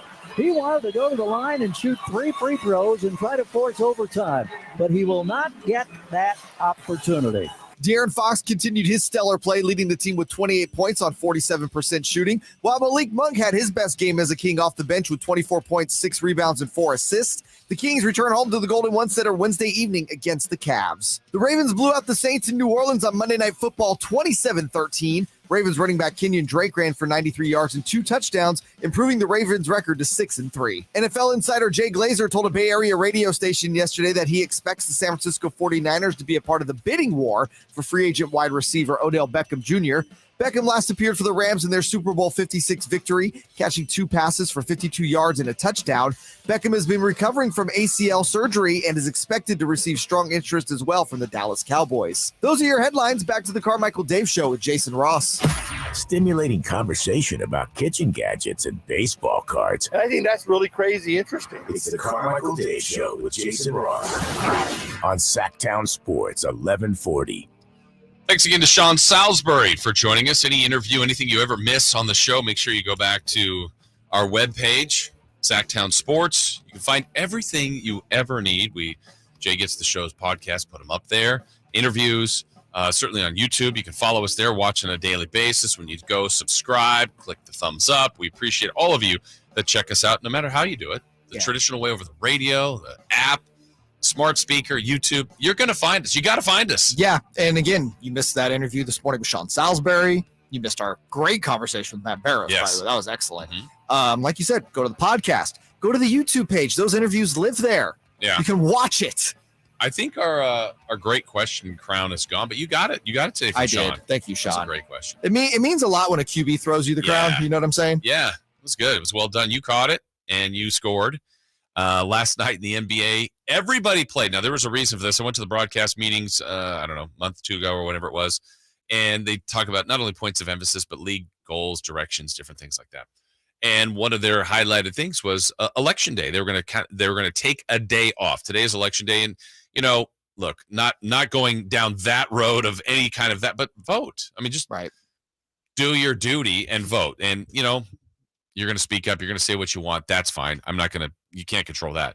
But hopefully you vote, and whether you did it already or certainly today. But the league wanted to make sure people were out, and you've seen messages, and it's been out there. So yesterday, Jay, they had everybody play, all 30 teams, and they also had to do it in a way where they wanted attention on all these games. They actually staggered the start times, and that may not seem like much to people, but yesterday's Kings-Warriors game literally started at 7, and I know they always say it's 7 o'clock tip-off. It's technically 7:10 with the anthem, and they just bumped everything up 10 minutes. I know our pregame was a sprint, like we had everything condensed, but they were kind of getting staggered start times, and it ended up being a really interesting night of basketball at a great buzzer beater with the Blazers, who, honestly, I'm still a little surprised at what they've done. And we're very early in the season. They played some time without Dame. He was back, so was Simons, but Hart hit a game winner there, and Utah, Jay, beat the Lakers. That's not this amazing feat. It's not surprising anymore, is it? But every time I watch Utah, they're actually fun. Yeah. And here they are in first in the West. Granted, they've played 12 games. Actually, they're 9-3. They've looked good doing it. I believe they had a different agenda going into the year by acquiring picks, moving on from Mitchell, moving on from Gobert. And I've already heard people and read some things like, well, will Danny Ainge want this to continue? I would say, of course he would. Yeah. He still has a lot of picks. It may not be all the lottery picks he was looking for, but if you're building something with, Markkanen's been sensational, and Clarkson and Sexton, it's working. That trade they made with Cleveland was very interesting. Number one, obviously Donovan Mitchell is the centerpiece, but when the trade was made, I thought a lot of people really underestimated. I'm like, Lauri Markkanen's been good in this league. He's still very young. Yeah. He's just had injury issues, but when healthy, he's been really good. I always thought Chicago gave up on him way too early. And then Colin Sexton's another guy. Injuries aside, has been a really good point guard. So you add two really good pieces there. You still have Mike Conley, who's a veteran presence. Jordan Clarkson was 6th man of the year. It's like, clearly there's pieces here that are, good, competent NBA players. I think Will Hardy's shown early on he's a very good coach. Will they be the number 1 seed in the West? I'm here to tell you that will not be a thing after 82 If I had games. to bet, I'm saying no. And I bet a lot of money on no. Can we start to have the idea that they could be anywhere from 6 to 10? Sure. Yeah. You can start the conversation. And most people had them completely out of that conversation. Yeah, I had them out. Yeah. And again, 12 games does not make a season. There's a long way to go. But they're off to a sensational start. On the flip side, the team they beat was the Lakers. Twice in a row now. Yeah, who did not have LeBron. So maybe there's a little bit of a thing there, but really not a chance to win. They're 2-8. They look broken. They seem broken. I don't think they're very good. It's been there are so many Laker teams of the past that are so easy to hate, right? Like just ugh. This team, I look at them like you're so meh. Like LeBron looks, I hate to say disengaged, but he doesn't look like he's fully in. I feel like he's just playing for that scoring record. Yeah, Anthony Davis has just kind of been there. This is the centerpiece. Those are your two guys. This team goes as they go. Yeah. And you've already moved Russ to the bench. You made that move. And that has been the best move they've made all year. I think Russ, honestly, over the last 5 games has probably been their best player. Yeah. Like, I think there's a case to be made there. And a lot of this, too, is about opportunities for players, but opportunities for coaches. You just talked about the difference between Will Hardy, who goes to Utah, and Darvin Ham, who goes to the Lakers. Before the season, I'm like, well, you're going to coach the Lakers. I know there's more pressure, but you're going to get a lot of things for you. LeBron, AD. Yeah, you still have Russ, and they're going to be aggressive. Matt Ryan, and Austin Reeves. A lot of people think very highly of Darvin Ham, and he could be an excellent coach, and certainly at 2-8, you don't write him off. But, man, that's a tough beginning where Will Hardy's like, man, I hope they're patient enough for him to go through these lean years and really give him a chance to be the coach of this team. And here he jumps out to 9-3. Yeah. It's amazing. Yeah. It's amazing what, culture's always been the word thrown out. Environment. Mm-hmm. I think the environment in LA sucks. I think the Lakers environment has been trash since Jerry Buss passed away. I don't think the Buss children have done a good job running that organization, obviously. I think Rob Pelinka is the most overrated GM of all time. I mean, LeBron James essentially handed himself over to the Lakers. You gave away legitimately every single asset you had to get Anthony Davis. You got the title in 2020. Yeah, we can't. It still counts. But you're looking at a scenario right now. Again, they're 10 games in. We cannot jump to conclusions. I don't think this Laker team was very good, going into the season. I thought they would be a play-in team. And if you're out of the play-in, okay, you're going to likely have a top 10 pick there. But so, I got to remember, isn't that go to New Orleans? I was just going to say, you're not going to have a top 10 pick. The New Orleans Pelicans, who look really good, health sustaining, right. It's just backfired in the worst possible way from a long-term standpoint. Yeah. And there's no remedy, Jason. There's no remedy at all. You can't rebuild because, again, New Orleans has a lot of your draft capital. You have picks in 27 and 29 that you can use to try to improve this team. But do you really see them getting anything back that's going to propel them into a title contender? No. For those picks in, Russ's contract. No, there's more pieces. They're more than one player away from making this this huge difference, huge swing. Like we were talking about the Kings feeling like they're close. I don't believe the Lakers feel like they're close. I don't feel like they're close internally as a team. It doesn't look like they enjoy each other. I agree. I 100% buy that. But I'm asking this honestly. Do you think Rob Pelinka and the Buss family think they're close?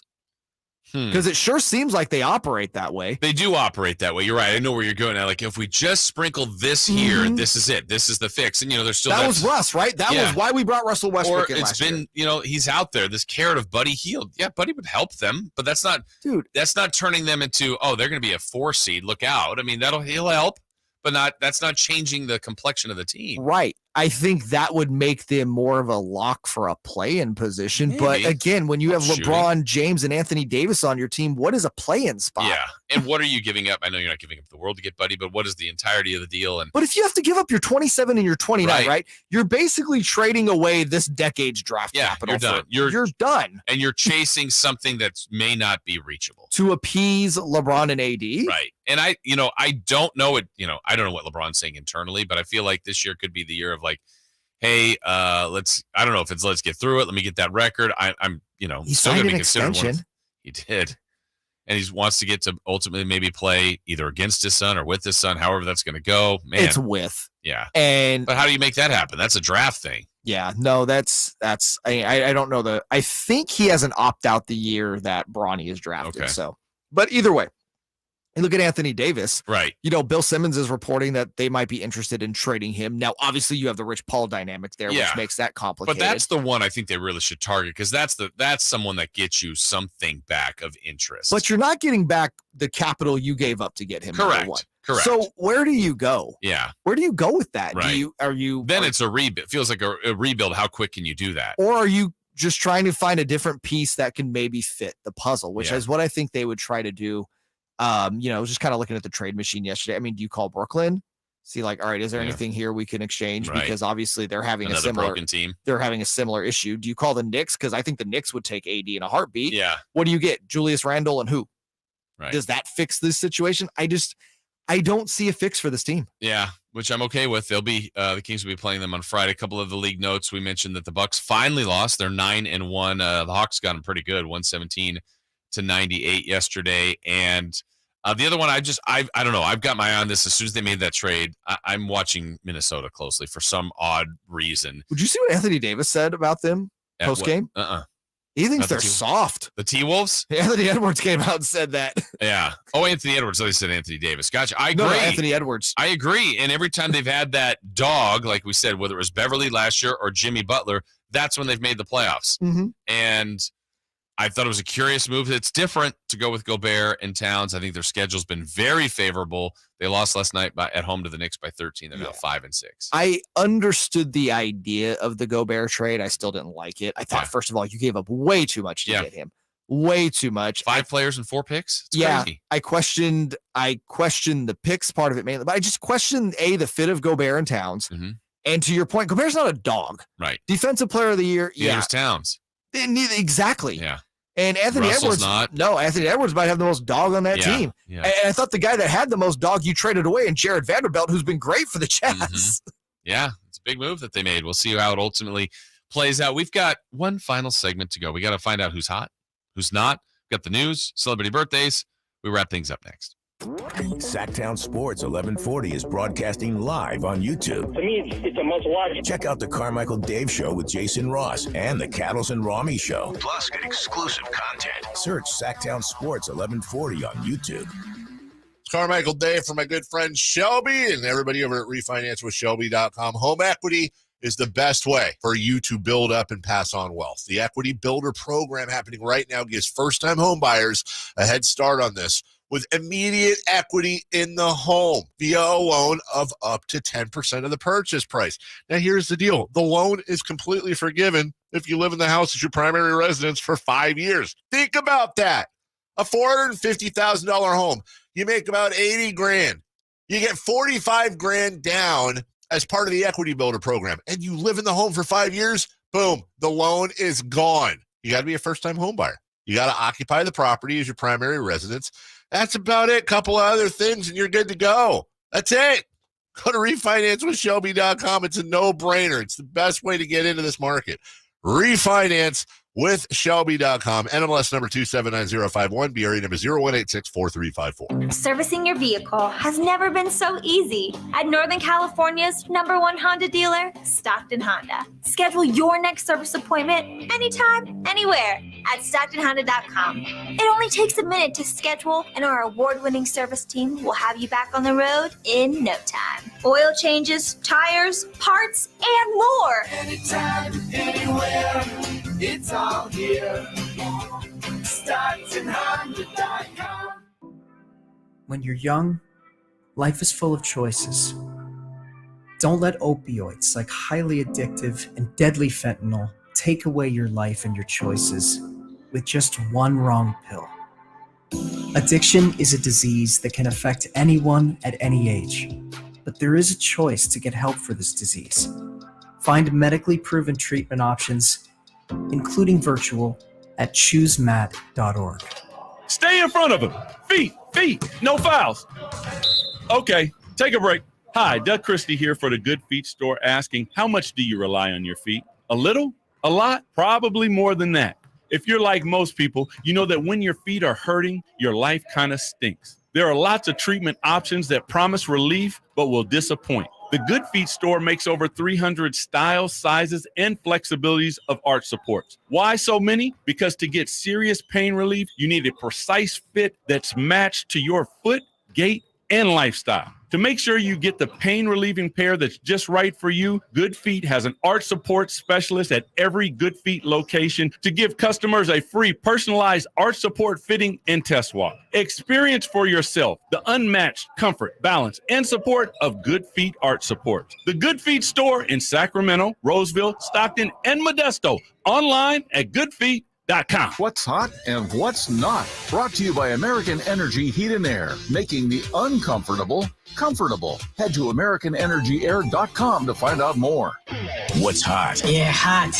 Real hot. And what's not? It's not good. Brought to you by American Energy Air and Solar, Sacramento's complete heating and cooling company and second opinion partner. Who is our hottie for the day? You know, Jay, I want to know who's hot.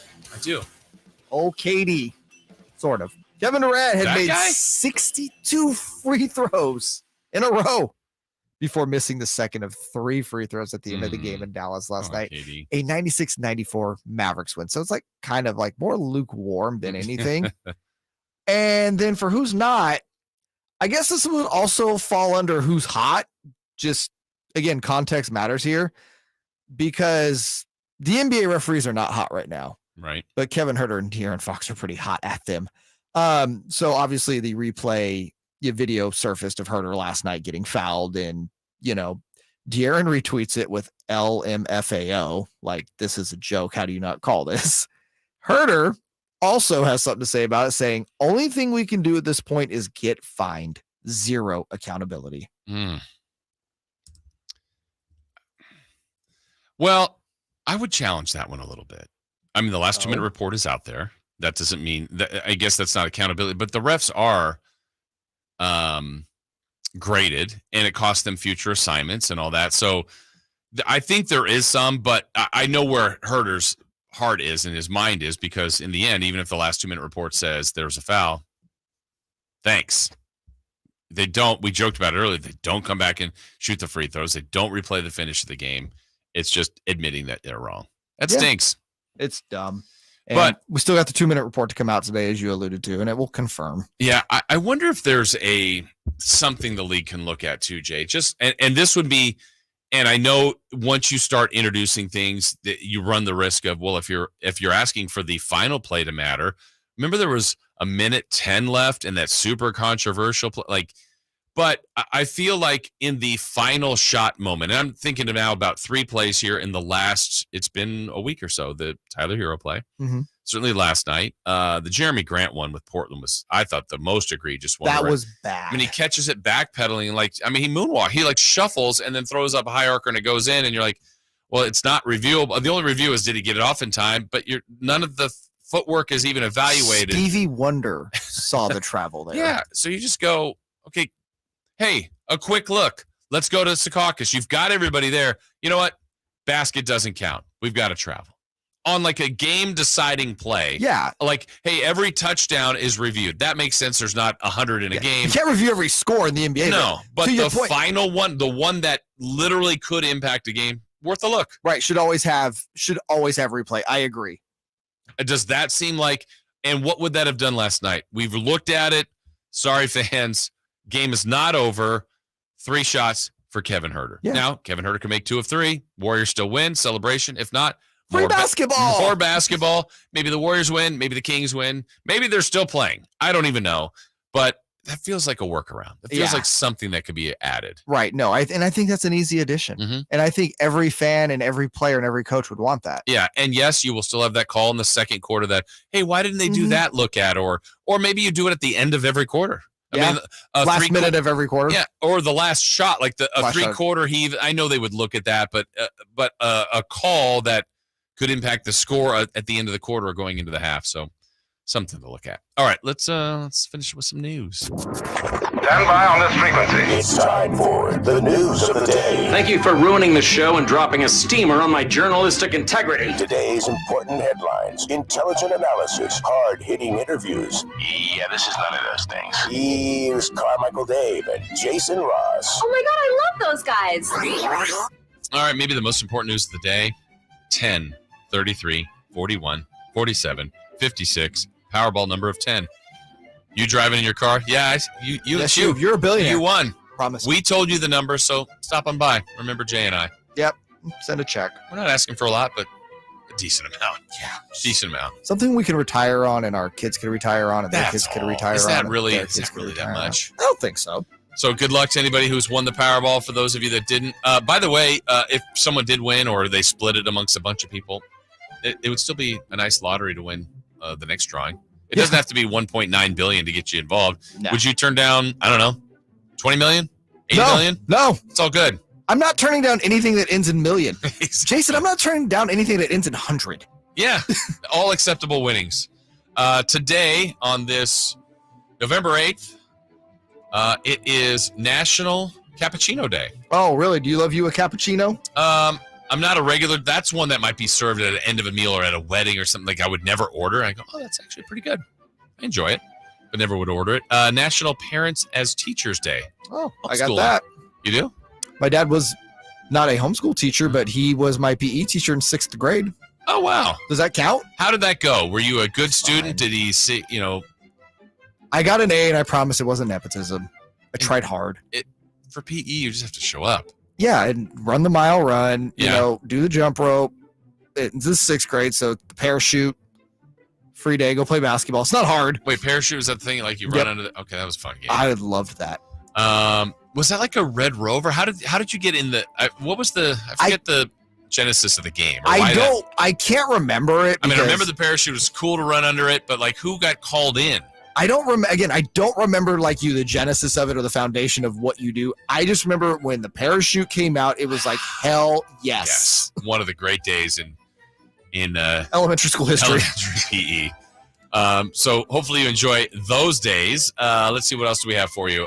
We talk about world records sometimes. I mean, I'm up for just about trying anything. This one, there's no chance I do this, Jay. A California man with a passion for hot peppers earned his latest Guinness World Record title by eating 10 Carolina Reaper chilies in 33.15 seconds. 10? I mean, just the name alone is terrifying. Carolina Reaper, you said? Yeah, apparently it's the hottest pepper. Nah. One of the hottest pepper in the world. Cool. I'm going to save my digestive system the, pain. Here's his quote. The good thing about Reapers is the really bad heat doesn't kick in for about 30 seconds or so. That's when I have to stand up and start chugging milk and water and everything to go through the post-competition phase. That's when the heat really kicks in. That sounds miserable. Awful. And you just got in the Guinness Book of, like, there's no cash involved in this. No, that's what I mean. You just, they send you a plaque or a certificate? I don't know, but not interested even remotely. And what happens when someone beats your record like 2 weeks later? I better go knock down 13 of these. And then you just end up dying from pepper indigestion. The food to me, I feel like I'm probably more on the weaker side of spice, but I like spice. But it's got to be right, Jay, because I think the time you have something that's too much heat, it ruins the meal for me. Yes. No, and I don't want to be uncomfortable. Dude, I love me a kick. Yeah. A kick is great. But not where you, okay, I'm good. I can keep eating this. Like, oh, no, that's too much. When I'm in the middle of chewing and I need to grab water or milk or is starch the or one that kills something. it. Yeah, no, not a thing. Yeah, too much. This apparently has become a problem here. The National Park Service wants humans to stop licking toads. I agree. The Sonoran Desert toad it apparently has this secret potent toxin that's a great hallucinogenic. Oh, Jesus. Stop licking toads, people. Seriously. What was that thing a while back? The Tide Pod? Like, what are we doing? Yeah. What are we doing as humanity? We're getting worse. I know when we're all teenagers and, even into our 20s, that the prefrontal cortex is not fully developed. And if you don't know what that is, Google it. Yeah. But I feel like even our prefrontal cortex were not as bad as this current crop of youngins. Yeah, I mean, I'm for the try anything but nothing. I mean, what are you doing? Not the Toad. What are you doing? Not the Tide Pod. Yeah, Don't go drink bleach either, okay? No. Not good for you. Let's be better. You'll probably die. Yeah. And if you don't, you may wish that you had. Right? Yeah, I mean, there's the alternative here. All right, let's get a little birthday action here on this November 8th. Yeah. Happy birthday. This one was a puzzle for me, so I'm going to see how close you get here, Jay. Happy birthday to Gordon Ramsay. Ah, the great Gordon Do you watch Ramsay. him?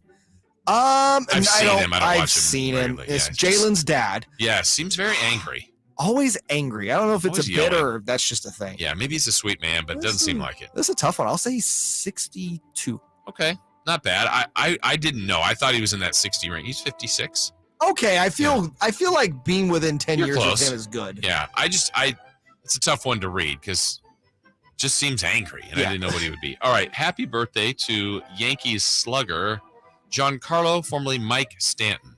I like to call him Mike still. Mike Stanton? Yeah, good pitcher out of the bullpen. Yes, and he hits, so he's Shohei. Basically, he's the Shohei of this time. He is 31. He's 33 today. Okay.